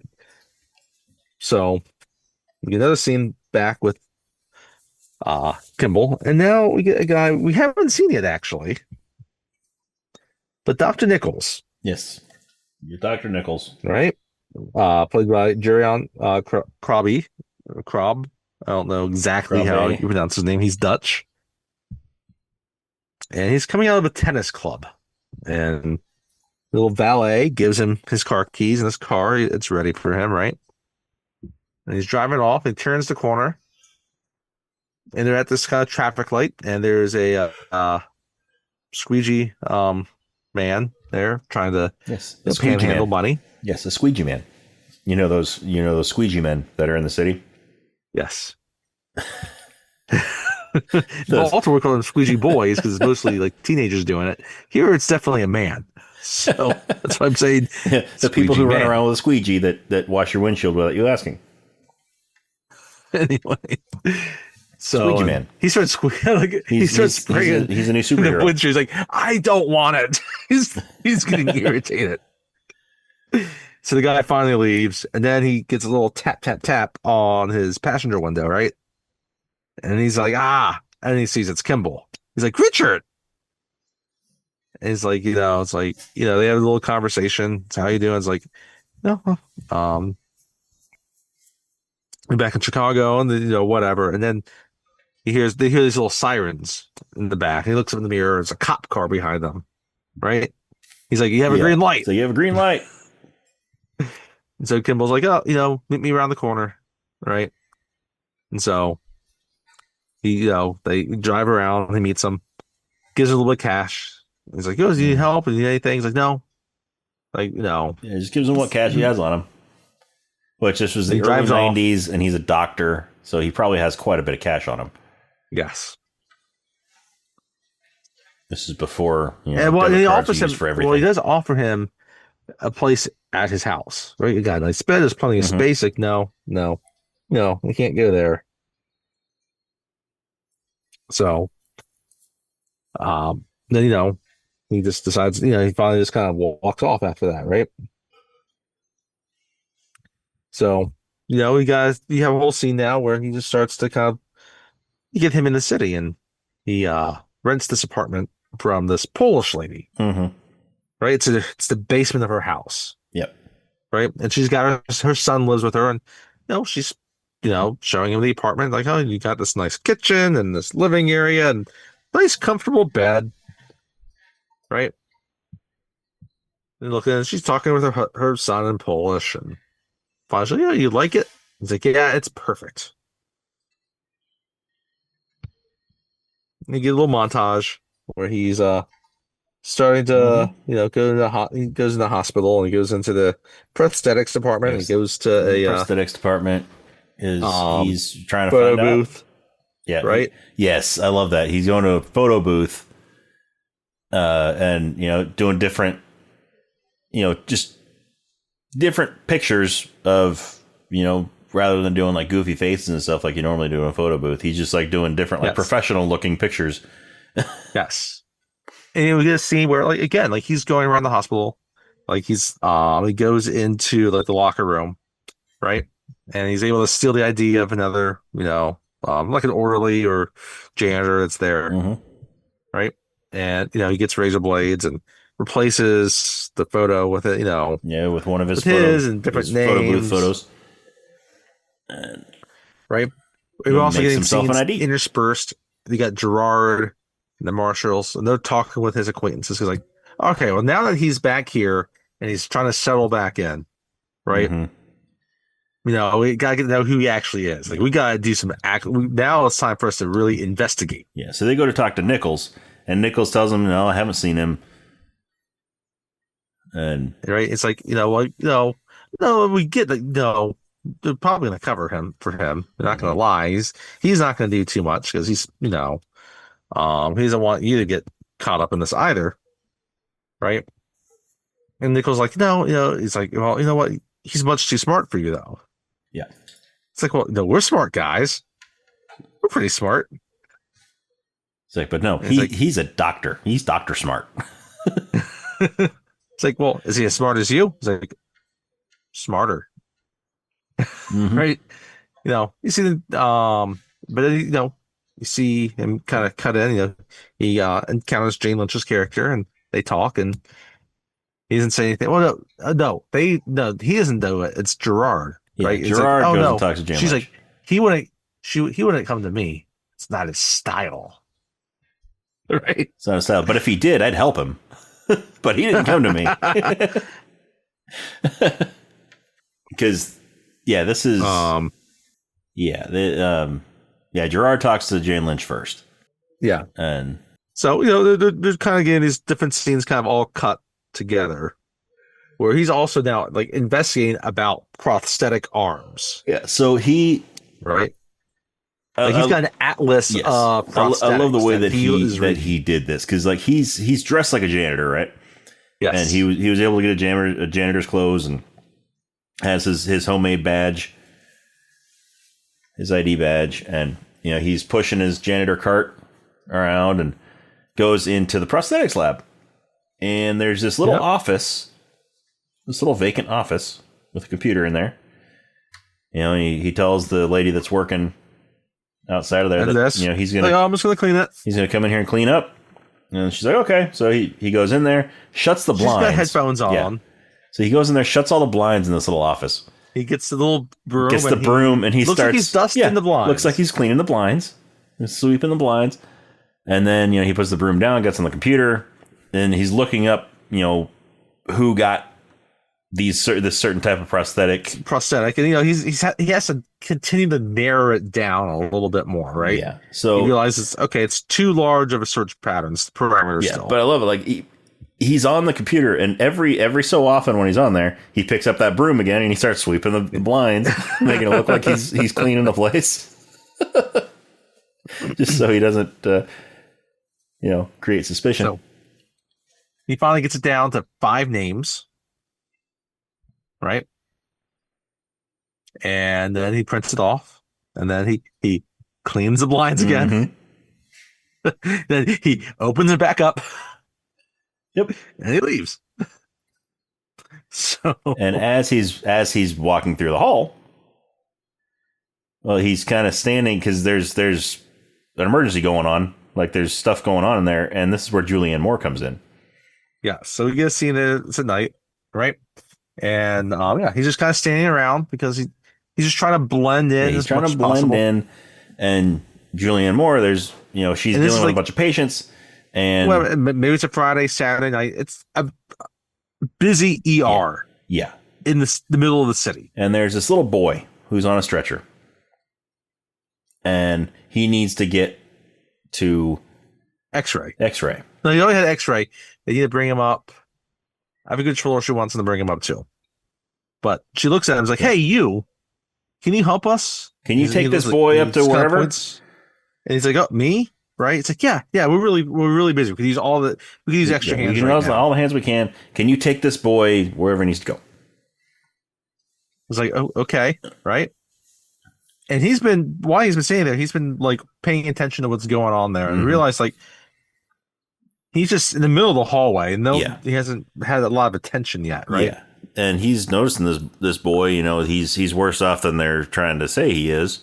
Nobody's paying attention to him, and I get it. Like they're swamped, and like they're short staffed. Whatever, right? I get it. So he's pushing the stretcher down, and he's asking the boy questions. He's like, "How do you feel?" And the kid's like, "I can't breathe." It's like, "Oh, you play football?" It's like, "Yeah." It's like, "What was your mom?" She's like, "Oh, I don't know." It's like, "Yeah, it hurts. It hurts. Right? My chest and hurts." So he's got his jacket trouble X-rays breathing there. So he takes it out. He puts it up to the lights as he's pushing him down the hallway. Yeah, he looks at it. Puts it to the light, and he's like, "Wow, I know why you can't breathe. You have a light bulb in your chest." And then he pulls it out and says, "Oh no, never mind." That's Amadeus Contreras. Oops.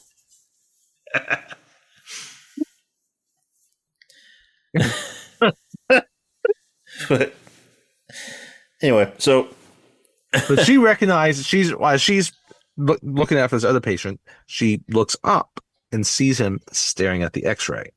Mm-hmm. Right. So he gets down. He gets to the elevator, and he gets in. Right.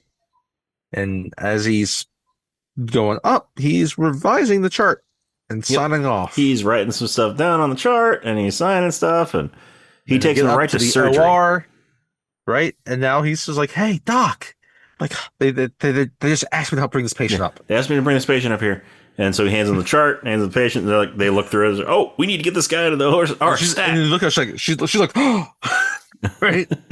They get her in, and he looks back, and I love his. Like he feels like he's a doctor that wants to help people, and save lives, And here he is saving a life, and he feels like satisfied and like I should say fulfilled, right, So he gets back down, and before he gets back down, we get a scene of Julianne Moore, right? And she's like, "Oh, where is that patient?" Right? And then she goes to like the lead nurse or who on the floor where the kid was supposed to go. It's like, "Oh, he never came up here." Yeah, he never came up here, right? And then we get back down to the main floor, and she sees Kimball. It's like, how come he never got there? It's like, I just did what I was told. Mm-hmm. It's like, do you like looking at patients' X-rays? He's like, I have no idea what you're talking about.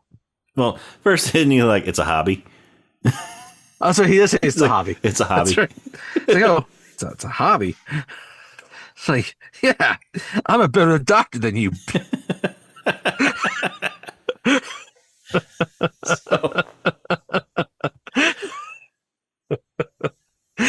It's like, oh, wait right here. And she takes the badge, right? mm-hmm. And he casually walks out and she starts screaming at him. But he keeps on going. He keeps going. And so he leaves and he goes to a payphone to try to call these 5 patients. Well, these 5 before she leaves, she just yells, vagina.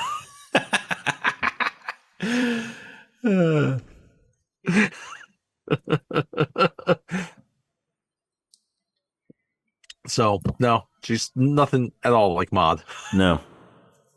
Hey, maybe that's how she knows Reggie. Maybe they work together. Because he is a very good doctor and thorough. And thorough. Yes. He's a very good doctor. And thorough. Anyway. The Julianne Moore movie. Of course, the Big Lebowski references are going to come. Anyway, so Kimball goes to a payphone and he's calling these different patients that have received prosthetic arms to try to narrow it down even further. Yep. And the first one's like, oh yeah, he did. Oh, he died. Oh, I'm so sorry to hear that. Yeah, so right. That was the second. Yeah, because the first one he called, he was pretending to be like an insurance person or something like that. And then, it turns out it wasn't the guy I was looking for. So, he hung up and called the next one. And that one, he was pretending to be an old classmate. And like, we're 20 getting years ready is coming around, right around the corner. Ready for the 20th anniversary or the 20th reunion. We got to check off all the names and, Yeah. And then that guy ended up, he had died. He had passed away. He had died. But the third guy, then they talk and he finds out that, he's in jail? Right? And that gets his attention. Right? Because he's like, oh, a criminal? Yeah, that might make sense. Mm-hmm. So he hangs up. Right? And then we get a scene where Gerard, he gets back to the hospital. Now he's talking with Julianne Moore. Dr. Julianne Moore. Yep. Right? And he's looking at the fake ID. He's like, Desmardo Jose Ruiz. Julianne Moore plays Dr. Ann Eastman. Thank you.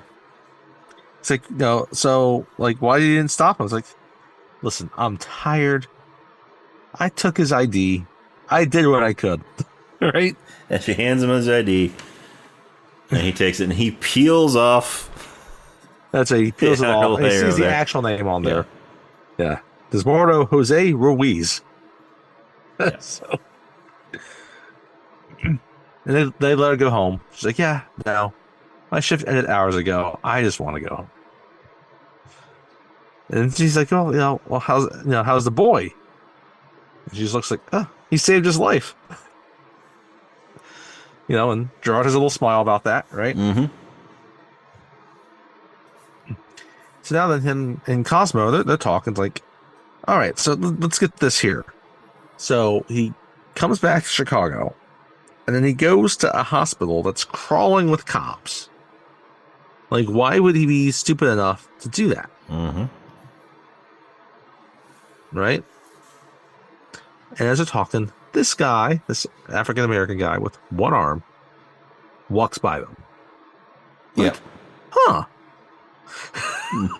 Because he walks right by him and walks right into the prosthetics area. Yes. Right in the prosthetics department. The guy looks behind them. He's like, you got a problem? I'm like, no, sir. And they keep going. And then they go in there and then, they follow him in. And then they go into the front desk and they ask some questions. And that's that for right now. Mm-hmm. So then we got... And now we get a shot there because, So after that, right, they do their own little research. They realize they're going to try to, okay, he must have been looking for someone with one arm with their database. So they did the same thing. They use some different parameters. They don't narrow it down quite to 5. Mm-hmm. They have like 40 something, right? Yeah. Which they figure is, a small enough list to work with. And what they want to look for is also anyone on that list that has a criminal record. Mm-hmm. All right. And they kind of narrow it down to this similar list. Yep. Right. And so, we get a shot there where now Kimball goes, it's St. Patrick's Day. Yes. Right? We see the river, it's green. The river is green. The river is Chicago green. River is green. Right? And there's a parade going on. I love Biggs. He's talking to Gerard. He's like, if they can dye this entire river green for this one day, why can't they dye it blue for the other 364 days? It's a perfect question.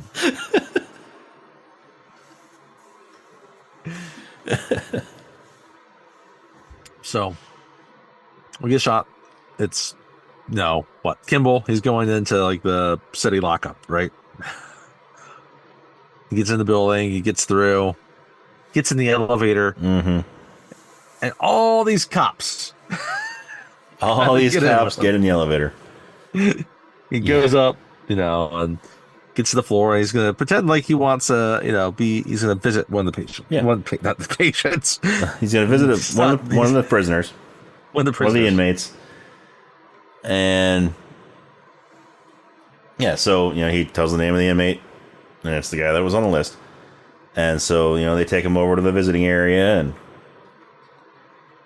the inmate comes out. It looks nothing like the guy. It's not the guy. And he apologizes, right? And the guy's like, listen, I got 5 minutes. We should talk about something. We should talk about something. Come on.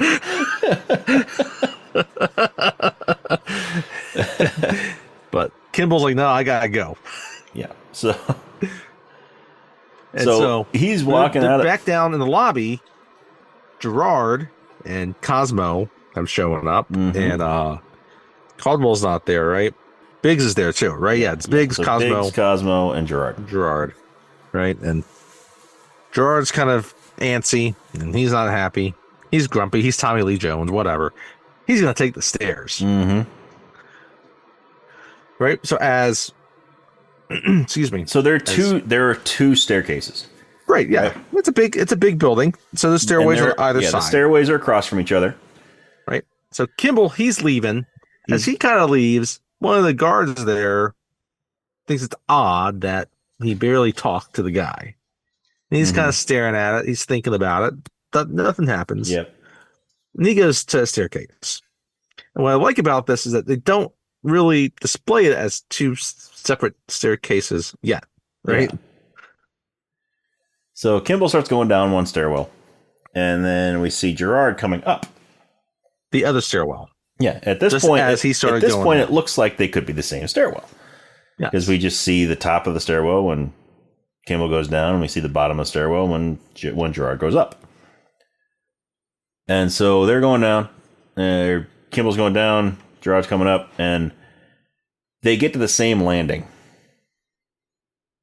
And they're kind of both, this is where you see that they're on separate stairwells, separate staircases, and so as they're going on the landing, Kimball just real quick, turns to the stairs and Gerard kind of catches him in his peripherals. Yeah, catches him in the corner of his eye, and he stops for a second and yells out. He's about to walk down, but like, I think I recognize that guy. Yeah, so he just says, Richard. And he walks over the other way. He says, Richard. Yeah. And Kimball stops. Kimball stops and turns, and their eyes meet. So now there's a chase. This is a great scene. Yeah. So Gerard is chasing him down the stairs, and Kimball's running out, and Gerard tells them to sound the alarm, and Well, before that, he locked gets down. obviously he gets down first, and he gets some cops like, "There's a crazy man chasing after me." That's right. There's a crazy man chasing after me. And so the cops stop Gerard. Like, no, and then Biggs and cops are like, "He's a U.S. Marshal. He's a U.S. Marshal." Right? So they like goes like, "Sally, like shut it all Lock down, it down, lock it right?" down. So the alarm starts going. The doors are starting to close, and But then Harrison, all of a sudden, Roy Schneider is standing there with his legs across, right? And Kimball just slides under his legs through the closing doors. Oh no, okay. That's Home Alone 2. Yeah. That was Home. That was Home Alone 2. No. He gets right through the doors, which as they're closing, he barely gets stuck through there. Yeah, he kind of gets his legs stuck in the door. And then, again, this is a secured building. These are bulletproof doors. Yes. So they shoot at him. So but he's laying on the ground because his foot is stuck in the door. And yeah, so Gerard shoots at him and it hits the glass, but it doesn't go through. So he shoots a couple more times. And he looks at him frustratedly, and then he gets his foot back all the way, out. Right. Yep. And the door shuts. And he runs out, and they run, and they can't get out because now it's shut. The door's locked. It's like the door's locked. Like, open these damn doors, right? And he's running out quickly, right? The parade is coming by. The St. Patrick's Day parade is coming by. And so Kimball runs out. He sees a group of guys about his age and, walking in the parade. So he goes and joins them. He goes and joins them. He sees someone that has a green hat on. Yep. He takes the green hat on. He just puts the green bowler hat on. And they've had enough time to get, the doors are open. They've come out now, and they're just far enough behind where it's a big crowd to see through all that, right? Right, and they're kind of walking through, and they're trying to jumping up and trying to find them, right? And he's kind of just casually trying to look behind his back, right? And it's they keep going, and so then finally, just slowly, just kind of takes off his jacket. And on his jacket, he's kind of got like a blue, kind of like little like quarter zip, that he has on, right? Right. So now he doesn't have a thicker jacket on yet earlier, right? And as he's doing that, he just kind of casually sidesteps away into the crowd because there's lots of people watching this on the side of the road where he sees that's enough people in the crowd that he can just kind of slide in the crowd. Right. And as he slides into the crowd, you see, Sam and the rest of them, they come up and they've just missed him. Yeah. So then this is when So then at this point now, earlier they want to go to the press. He's like, no, we don't want him to go to the press because we need him to get comfortable, right? We don't want him to know we're on the trail. But at this point, like, yeah, he knows. They know he knows, right? So there's a little press conference. They got Gerard there, and then you got the detectives from earlier in the movie. They're talking, right? And the reporter's like, well, it seems like a lot that he's risking to do all this. Do you think he actually might be innocent? And it's like, Gerard's like, yeah, it's not for me to say. And the guy's like, the detective's like, he was found guilty in a court of law, and I consider him dangerous. Yes. Yeah, the detective is convinced that he is guilty. Yes, because he was found guilty in the court of law, but that he found 100% that he guilty. He is basically all. So as he goes, he found a case that he thought would be an easy one to shut.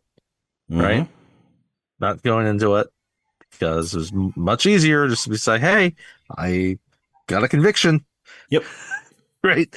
Anyway, not. I don't want to dive too deep into that, but so the press conference ends, right, and we kind of cut to Richard, and he's in this like dive bar, he's drinking classic '90s Bud bottle, and we see him now. Wait, there was a scene. I think we missed the scene already. Where no, did that happen yet? Yeah, we missed a scene earlier where he has another dream, and it's a sexy dream this time. Oh yes, with him and Helen. With him and Helen. And then finally she's like, John, wake up. Or not John.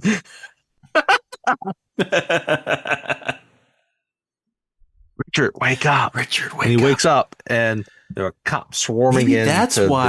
That's why John Wick was so upset. It wasn't the dog at all. It was because Harrison Ford was, his wife was cheating on him with Harrison Ford.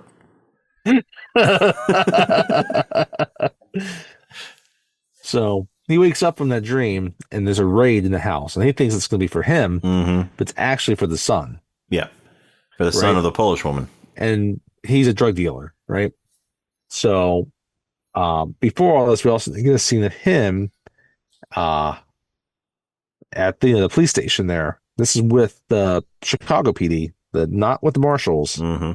It's like, are you saying this is the man that's running your mother's basement? It's like, yeah, I am. He's eating like a little, microwavable breakfast burrito, right? Yeah. And it's a picture of Kimball with the beard, right? The sketch drawing. Anyway, forgot about that. Yes. That's an important scene. So where Kimball is now, though, he's outside, he's this little dive bar. It's in this neighborhood, right? And he gets out and he looks, there's this car out there, and there's two guys that look like, they might be cops. Mm-hmm. And he sees this one gets in, he's got, cuffs on his waist.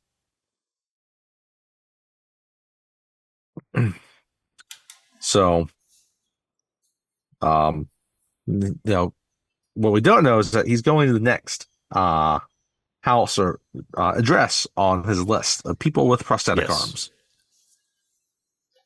Yeah. So he has to kind of be sneaky about getting in there. Mm-hmm. So he gets in. Go on. I'm sorry. I thought you were going to say something. No. So he gets in and he's looking through the stuff. And this is Sykes' house, right? This is Sykes' house. Yeah. So he looking through the office. He finds is it mail or is it brochures and stuff from Devil? It's brochures, I think. Yeah. Of Devil and McGregor. Yeah, Devil and McGregor. Yeah. And this scene is where you get a lot of flashbacks back to that ball or the charity gala, right? And you have a scene where you have we see another scene with Lentz. He's with these suits from Devil and McGregor, and like, oh, you should go on this cruise with us. It's we pay for it. It's obviously this sales pitch essentially that they're taking doctors on, like, hey, pump our drug, right? Yeah. He finds he sees photos of Lentz in there, right? They talk about a drug called RDU-90. Yes, RDU-90, which is a liver drug. And that was advertised to have no side effects. Exactly. And so, while he's looking through this stuff, he's looking through pictures. He's got a packet of pictures that had just been developed, or that developed whenever, and they're still in the packet. Is one of them. He sees the I guess Sykes with Nichols. That's what. Yes. Yeah, he sees Sykes with Nichols fishing. It was a fishing trip that they were on. And then they have a whole thing. Like, oh yeah, we go fishing and all this. And what do you fish? Sailfish. He doesn't see Sykes. Right now he's not questioning Nichols or really Lentz. He's just thinking that it's Sykes and Devlin McGregor. Mm-hmm. Right? That's kind of where his mind is going. But he also learns that Sykes has one arm. Yeah, because he looks, and then he pulls open one of the drawers, because, and there's a prosthetic arm right in the sock drawer. Mm-hmm. This one has a hook on it. It has a hook. Yes. So it's not a cosmetic arm like his other one that he had when he was fighting with Kimball. So he sits down And, he makes a phone call. We cut back to Gerard and the gang. And, someone comes in and it's like, hey, yeah, Chief, you got someone claiming to be Kimball on this line. Like, oh yeah, okay, we'll take it. And you can tell they've been getting fake calls from people pretending to be Kimball. Yeah. And then he opens up the line like, do you remember what you said to me in the sewer? And he said, I didn't kill my wife. He's like, do you remember what my response was? You said you didn't care. It's like, yeah, and I still don't. So he knows he's talking to the real Kimball. Right, and he's motioned for them to start recording and then to put a tap on it, right? They find the location tap on it, right? Cosmo's trying to have he's motioning draw it out. It's like, of course Gerard knows to draw it out. Yeah. Right? Yeah, so they're trying to trace the call. I just found a big clue. Yeah. Right? And then he looks like he's going to go hang up, but no. But he puts the phone down on the desk next to the receiver. Because he's smart. He knows they're trying to trace the call to Sykes. Yeah. And he knows they're going to trace the call, so he's giving them ample time to trace the call. Because he's not going to be there when they get there. And he's leaving all this evidence out on the desk. Yes. So that it's easy for them to find. Putting a nice bow tie on it. Yeah. Wrapping all this evidence up in a bow. And he leaves, right? And then they're talking, and then Marshall Poole, Caldwell's like, we got someone at that address right now. Right? Because they put people on everyone. He was on that list that they drew, right? So he slyly is able to kind of get out the back, and he has to kind of hide behind a little garage in the alley as one of these cop cars drives by, right? And he leaves. Right? So then we kind of cut, and we have Sykes. He's walking up the street. And if you can't remember from earlier, Sykes is played by Andreas Katsoulis. And there's some cops there. It's like, oh, Mr. Sykes, Frederick Sykes, like, yeah. Is this your house? He's like, yeah, it is. Your house? Like, what happened? Well, he had a little break-in, and then, he gets up to his bedroom, and Gerard's there. It's like, yeah, I'm Deputy U.S. Marshal. It's like, do you know Dr. Richard Kimball? Is like, I've never heard that name in my life. And then when they show him the picture, it's interesting. He says, he remembers things really quickly. Oh, yeah. That's the guy that killed his wife, right? Doctor that killed his wife, right? Kept complaining about some one-armed man killed his wife. Does he have vendetta against me? Yeah. So puts what? Up You're coming out because I have one arm? And I love it. Gerard immediately does not like this guy. Yeah. Oh, yeah. Right. So they start talking, just having a casual conversation, right? Asking him what he does. Like, oh, yeah, well, I handle security for Devlin McGregor. But, I for all the top executives, right? Right? He's like, he's like, do you know why he wants to be in here and what he's looking for and all this? He doesn't know. It's like, yeah, no, I have no clue. Finally, he's like, you wouldn't mind if I just look around, make sure everything looks in order. And he's like, sure. George's like, no, go ahead. They're done, and he leaves with Cosmo and Biggs, and is like, he's like, Cosmo's like, that guy's dirty, isn't he? He's like, George's like, yeah, he is. Yeah. I need someone staying on him right here. Right? I need someone to just sit right here. So then finally, Kimball's kind of put it all together about kind of the basic idea of what has happened. He believes it's Devlin McGregor. And because he's found that, he also found research in the stuff he was looking at in in Sykes' office that they lied about the drug. Yes. So he that there were. He doesn't have the proof yet. Yeah, he doesn't have the proof He doesn't have hard proof yet. But that they lied about the drug, about the lack of side effects, and how it actually people were dying from it. Right. And you get a scene that's back at that emergency surgery about this guy that's kind of bleeding, right? That was on that drug, right? Mm-hmm. So he goes back to Nichols, right? He tells us, "Oh, I found them. They weren't after Helen; they were after me, right? Because they knew that I found out that their drug caused liver damage." Right? It's like it's Lentz. Nichols like, I don't know how to tell you this, but Lentz died last year in a car accident. Right? And so now for him, believe me, he's thinking Lentz is the one that helped falsify everything for Devlin McGregor. And they bumped him off, right, to keep him silent. Because, and this is when we find out that this movie has been taking place over the course of a year. Yes. Which makes sense, given that makes sense. He's arrested, he goes to trial, and even at the trial, probably spent a little bit of time at holding there before they're going to transfer him to the state pen. Yeah, and then he's been on the run for months. So, he cuts off, and then you get another scene with Nichols again, right? And this time, it's with Gerard and the marshals, right? And they start asking about the photos, that were there, about the different people.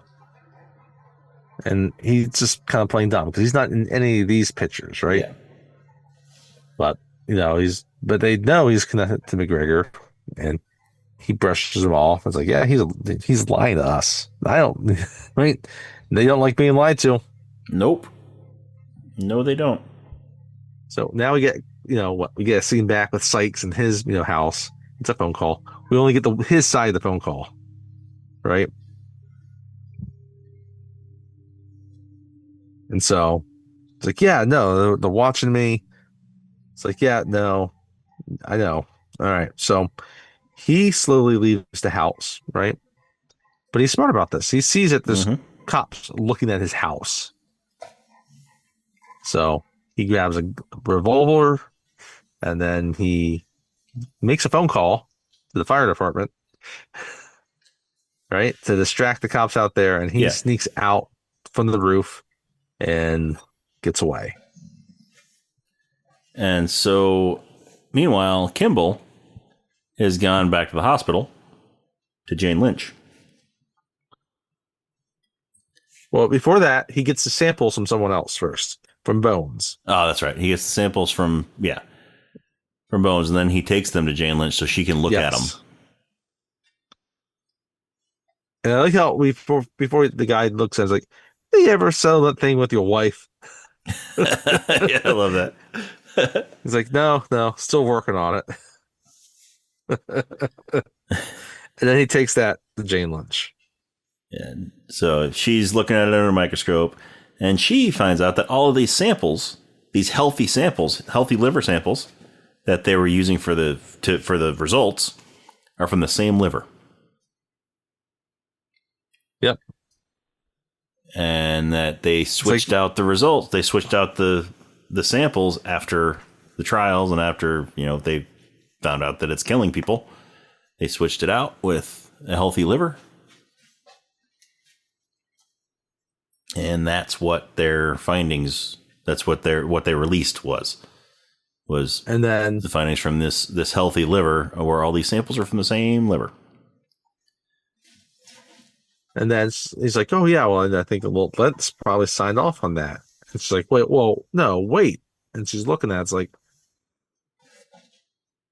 no, like over half of these were signed off on the day that he died. Right? It's like, well, who else could have done that? And then it dawns on Kimball that Nichols. It's Nichols was able to do that. So what we didn't see, I guess we didn't mention just a few minutes ago, is that when Gerard visited with him again, that he's at some conference for cardiologists, Mm-hmm. right? And he's going to be a keynote speaker there. So this is Yes. now where Kimball is going to go, right? But before that, Gerard sends a couple of his marshals to the hospital, right? And they follow up with what was his name again? Bones, right? He lets Kimball borrow the slides, right? And they're talking to Bones, and Bones is like, I haven't talked. No, he kind of lets it slip that he's talked with Kimball and helped Kimball, Mm-hmm. right? He speaks back with Gerard, and Gerard's like, oh, okay, well done, son. He's like, don't let people kid you about your ponytail, because now he's wearing a ponytail. Yeah. Yeah, Newman's hair. It changes. It changes. It does. So we get back to the hotel. It's like the Hilton, like downtown Chicago, and this guy. You know what? I want to look this up right now. This guy reminds me of the principal from Little Big League. So someone, the guy's introducing Nichols. Well, he's not. They're not at the conference yet. Doesn't the train come up first? Oh, that's right. Yeah, the train. Oh, thank you. It's when he's on his way to when Kimball's on his way to the conference. Yeah, so he's on. You go on. Sorry. So Kimball is on the train, and so he's on there, and Sykes has been following him. Yes, so he gets on the train too. But they're different cars. The train. Yeah, they're on different cars. Right now, they're different cars. And so Kimball looks in the next car over. There's a cop played by Neil Flynn. So now he's getting nervous. The cop's in the cop, but he's just trying to sit there, trying to get cool because he's trying to get to the hospital to get to that conference to confront Nichols. Mm-hmm. And so he looks across from him, and there's a man sitting across from him. Yes, and man on L is sitting across from him. Yes, man on L, played by Juan Ramirez.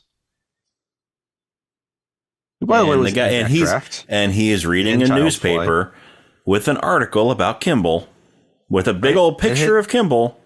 It's on the front page, and he's reading the paper right now, right? So he's not seeing the front page. But what happens? He closes it. He closes it, sees the picture, looks up, sees Kimball sitting right across from him, and he gets real nervous.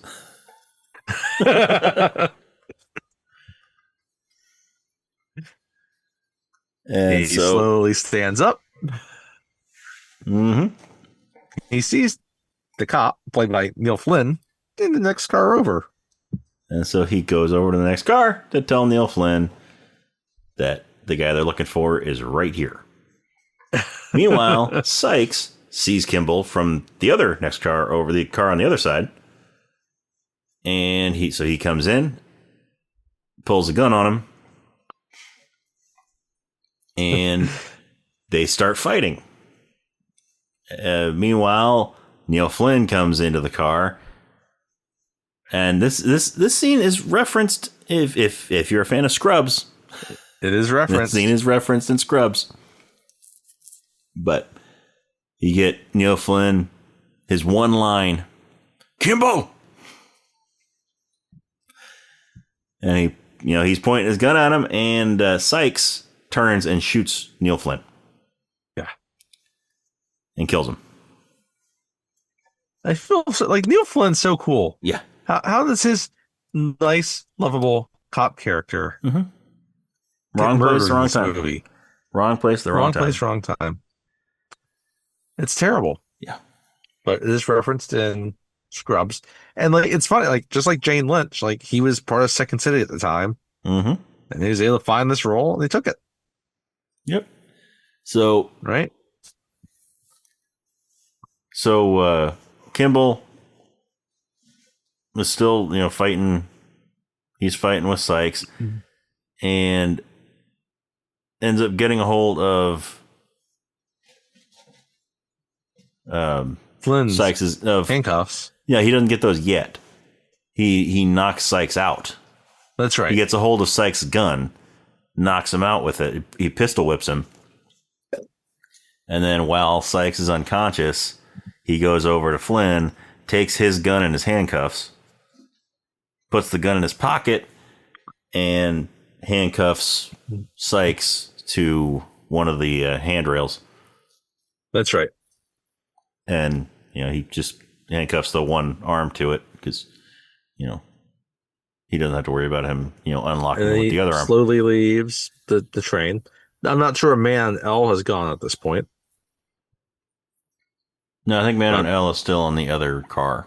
Probably. He's probably watching all this, though. Probably. He's probably a useful witness for later. Anyhow. So now, Kimball goes to the conference. Yep, and as he's going down, he drops both guns off in a drop box, in a mailbox. Yes, in a mailbox. Drop box, right? He drops them both into a mailbox. He goes to the conference. For the mailman to get. Who's sending guns in the mail with no address? He should know that's a federal offense.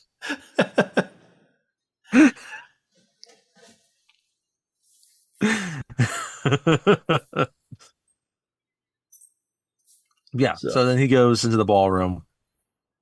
Well, he's standing in the doorway.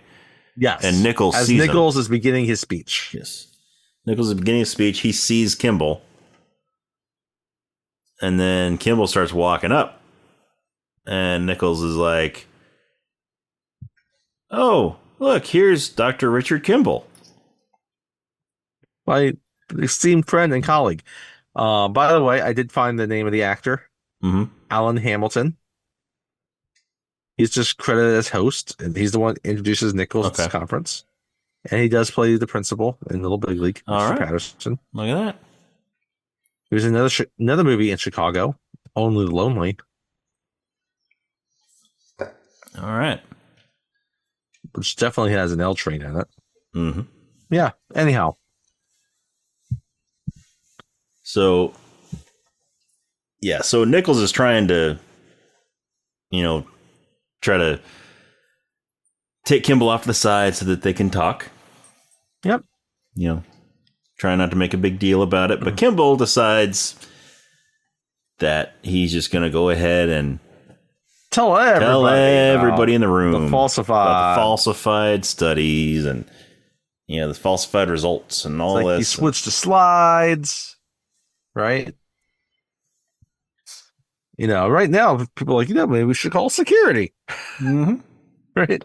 Because they're shoving and like you said, like he just tells them, he falsified everything so you can have your drug. Because you're getting a lot of money from that drug. I like how they end up, as we find out later, in the presidential suite. And they have a little fight. And at what point do they get to the roof?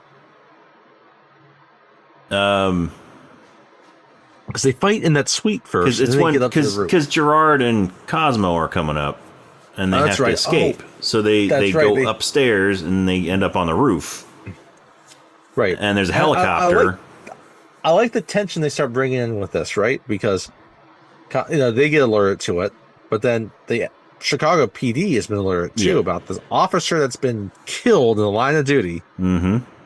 After, because before, before he gets shot, Neil Flynn, he goes to dispatch, is like, "Hey, I got a potential sighting on Kimball," right? Mm-hmm. And so, as they're talking about, you hear it's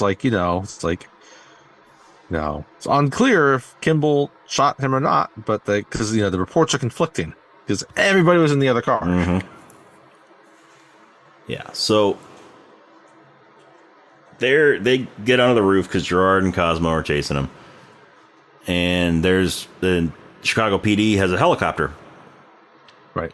And the helicopter starts shooting, and Gerard's trying to get the Chicago PD out of this as much as possible. Yeah. Because he realizes that, okay, one of theirs has just been killed. Mm-hmm. They're just going to be out for blood. They're not going to be thinking about this. Yeah. So they're just shooting. And so he's calling Chicago PD. He's like, pull the helicopter back. There's a U.S. Marshal on the roof. There's a U.S. Marshal. Pull him back. And they're like, we're not going to pull the helicopter back. Then he's just like, okay, well, then just stop shooting. And they're like, why? Because I'm up here and I don't want to get shot. It's like if you added in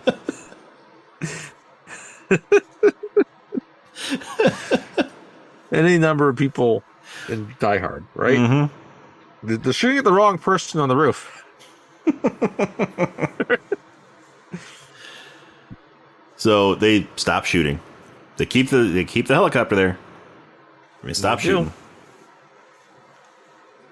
And so when Kimball and Nichols, they keep fighting though, and they kind of land onto like this greenhouse style like roof. Like a pitched skylight. Like a pitched skylight. And so they're on there. Nichols, Kimball has knocked Nichols onto it. Like, so he fell onto it. So it's like cracking and all that. And then Kimball comes down and, he's holding him down on the glass. Right. And then the glass ends up breaking and they both fall through just as Gerard is coming up behind him. And they fall. Like there's a good distance there. Right. And what I don't get is what Nichols falls. How does he fall? Nichols falls because the elevator. So it's an elevator shaft, right? There's an elevator. Yes. I mean, it's not like really far down, but it's a decent way down. It's probably 15, 20 feet down. Definitely, yes. And so they break through the skylight, and there's the trap door at the top of the elevator, the maintenance hatch. Right. Oh, yeah, that's right. And so Kimball lands on top of the elevator next to the maintenance hatch. Nichols breaks through the hatch and lands in the elevator. And they're both unconscious. They both get knocked out.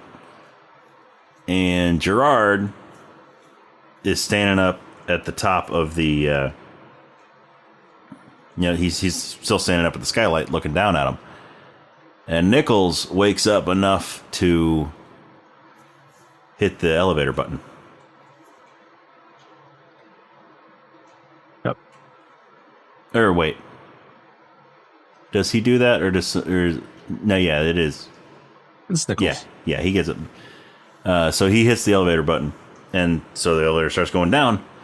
And so Gerard calls down to Newman and Biggs, and he's like, what floor does it stop at? Because that's where they are.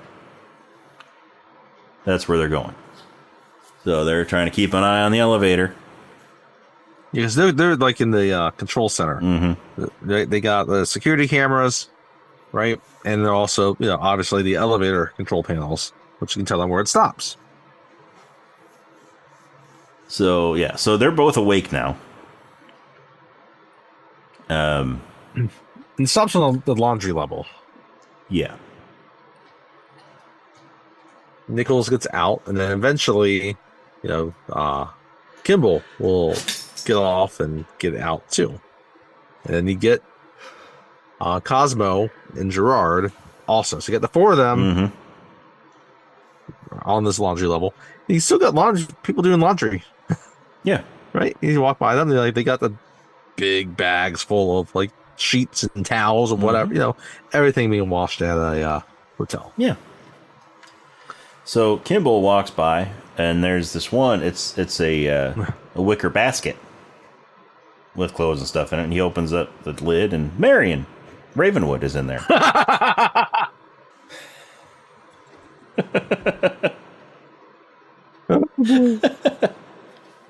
Karen Allen is in there. He's like, hey, that's where you went in Cairo.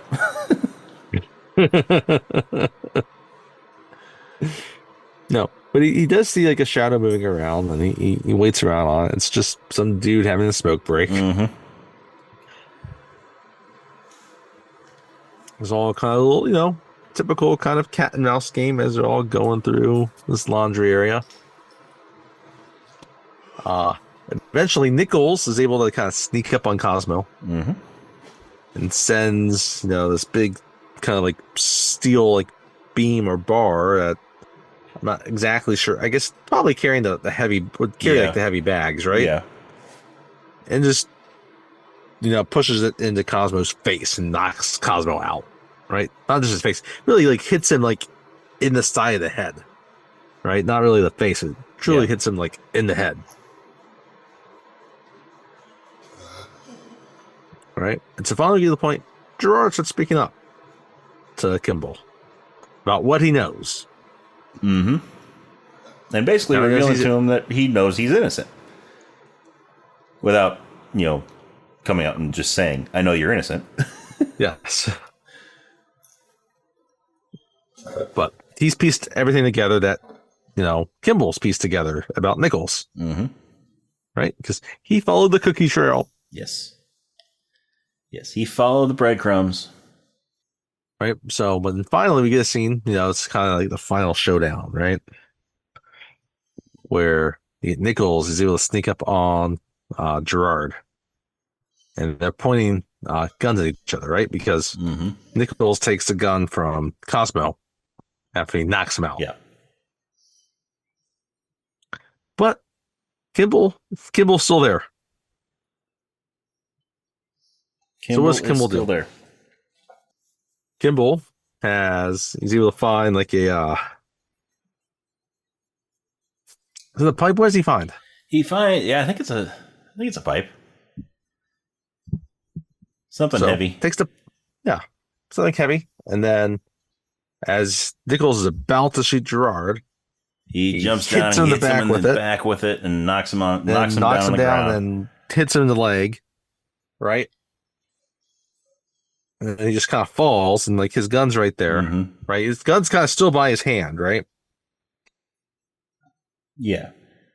So, and then then Gerard looks up, he sees that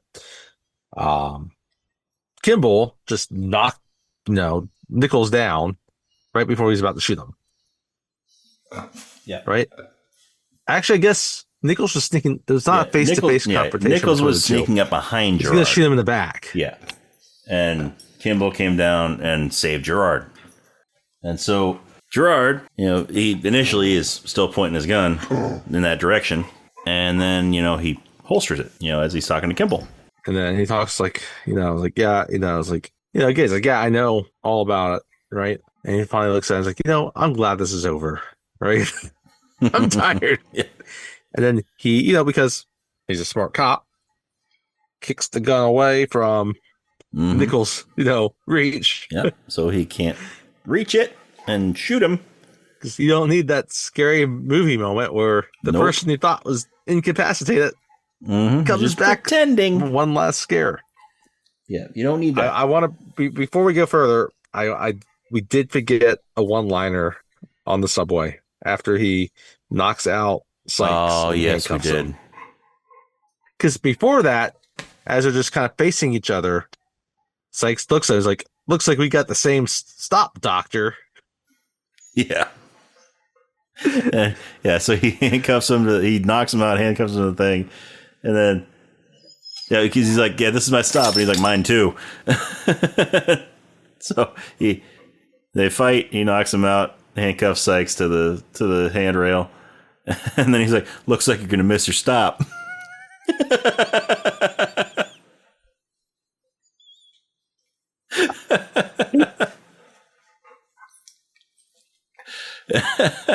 Harrison Ford, very underrated with his one-liners. Yes. Yes. Now, what would have been better is if rather than, handcuffing him, if while they were fighting, then he would have grabbed Sykes and he'd be like, get off my train. Air Force One hadn't come out yet.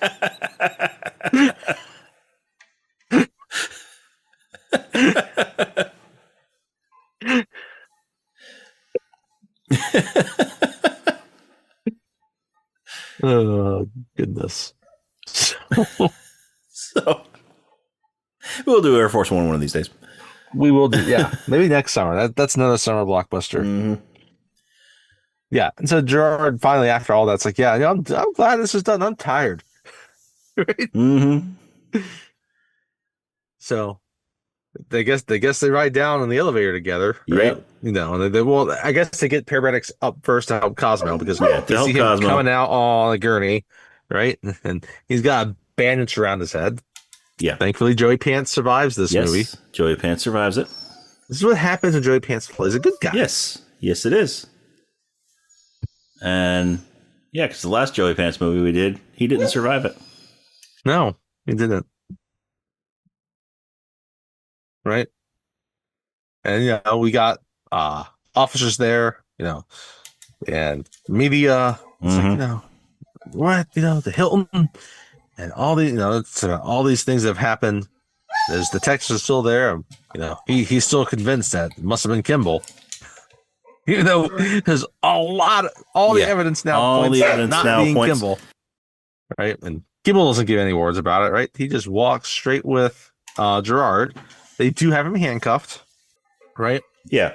I mean they got to. They've got to. Yes. I mean, they've got to take him in so they can clear his name. Yes, but that's all going to happen.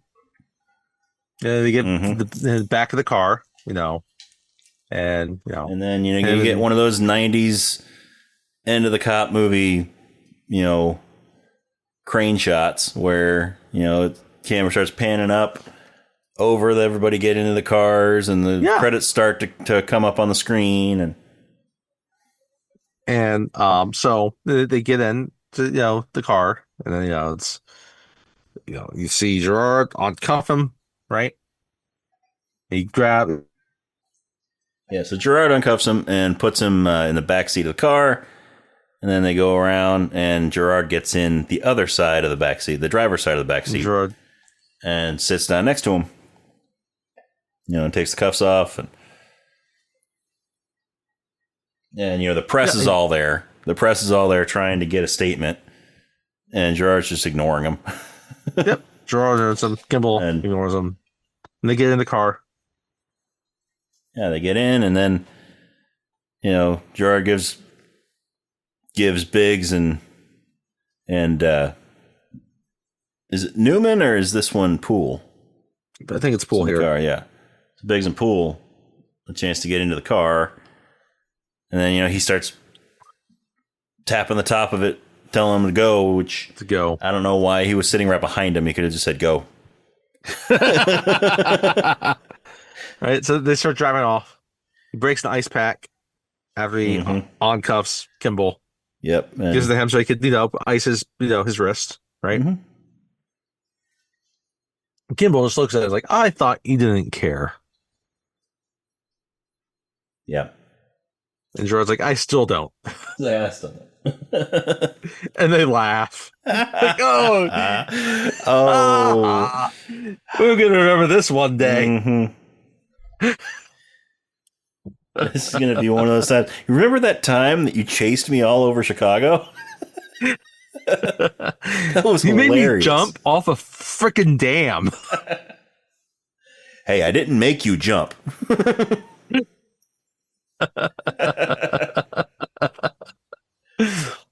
So that's the end of the movie. That's the end of the movie.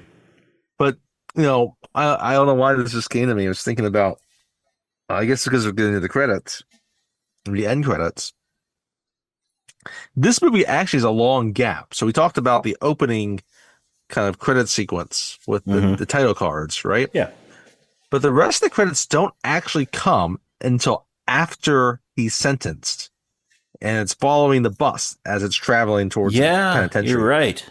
It's like there's actually a long gap between that, the title cards, and the actual opening credits. Yeah, you're right. So, nice. We just get the title card. We get Harrison Ford and Tommy Lee Jones. Yeah. And then it goes into the movie. Yeah. And then the credits roll after that. So, anyway. Yeah. So, they have a little laugh there. They, hey, who knows? They might become best friends. We don't know. I can see them becoming best friends. Yeah. They should have in U.S. Marshals. They should have had, because that one takes place in Chicago also. Yes. So they should have had Gerard in one scene call up Kimball, just sort of, as somewhat of a specialist on fugitives.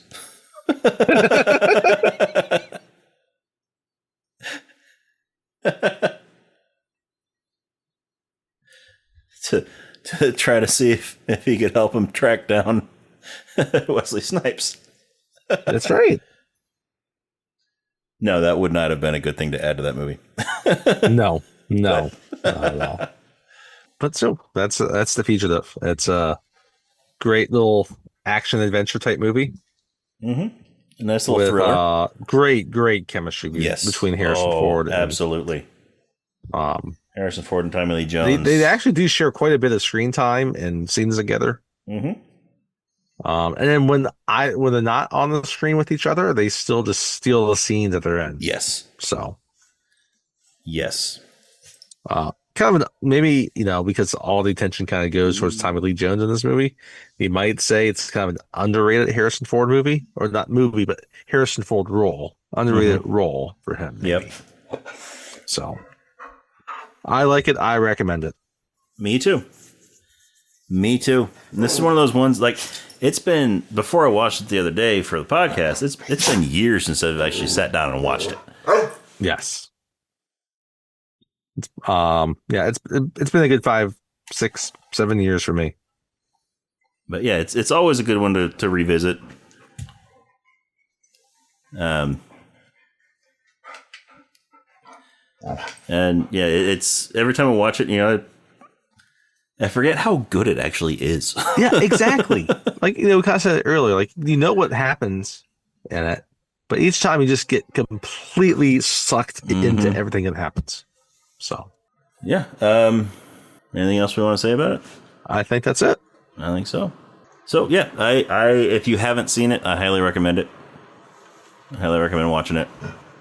It's Harrison Ford is fantastic in it. Tommy Lee Jones is fantastic in it. Joey Pants is fantastic in it. And yeah, so if you enjoy what you're hearing, then go ahead and check out our social media. We're on Facebook and Instagram and Threads. It's Rob and Tony's Cinematic Adventure. The and is spelled out, A-N-D. It's not an ampersand like it is in the name of the podcast. We are also on X or Twitter. That is R&T Cinematic.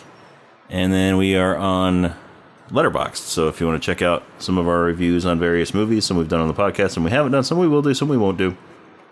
And check out our Letterboxd. That is Cine Adventure or Cine Adventure. C-I-N-E Adventure. And then you can also send us an email. Let us know what you thought of The Fugitive. Did you prefer U.S. Marshals to The Fugitive? If you did, that's okay. We don't agree with you, but that's okay. I mean, I did enjoy U.S. Marshals. But yeah, in my opinion, it's nowhere near as good as The Fugitive. But anyway, you can send us an email at robandtonyscinematicadventure@gmail.com. Once again, the and is spelled out. It's not an ampersand like the name of the podcast. But yeah, just let us know what you thought. Do you want us to do other similar movies to this? Do you want us to do Wrongfully Accused with Leslie Nielsen? Yeah, should we do that sometime? But yeah, so if you enjoy listening to us talk about these movies, then go to our social media, give us a like and a follow, go to your favorite podcasting app, wherever you're listening to us. Subscribe, give us a good rating, a good review. That's how we move up in the standings and the search and the recommendations, all that stuff. And yeah, because we want to be able to reach as many of you as possible so that we can share our opinions on these movies with as many people that want to listen as we can. So, next week, we are going to be continuing. We have just a couple of more movies left in our summer blockbuster series this year. Few more. So, we are going to be going with our penultimate episode of this summer blockbuster series with a movie that we have talked about several times. We have mentioned it several times in this podcast, saying that we will be doing it one of these days. And next week is the day. It's a movie that has a bus. Just like The Fugitive has a bus. Yes. And it is a movie that has Dennis Hopper. And Jeff Daniels. And Sandra Bullock. We have not done a Sandra Bullock movie yet. We have not done a Sandra Bullock movie yet. And it has Alan Ruck.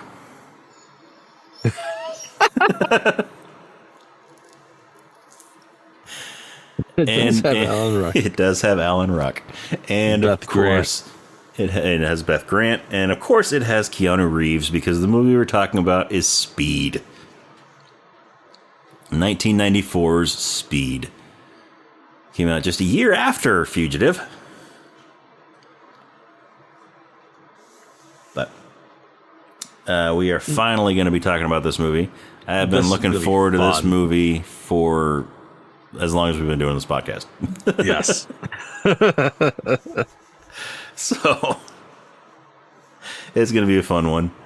It's going to be fun. You're not going to want to miss it. Vulgar, might get explicit. There might be a bunch of F-bombs. There might be. Or there might not be. I don't know. We'll see. We'll see.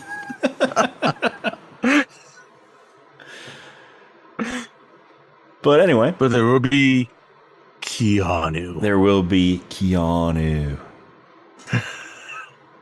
Whoa. Well, anyway.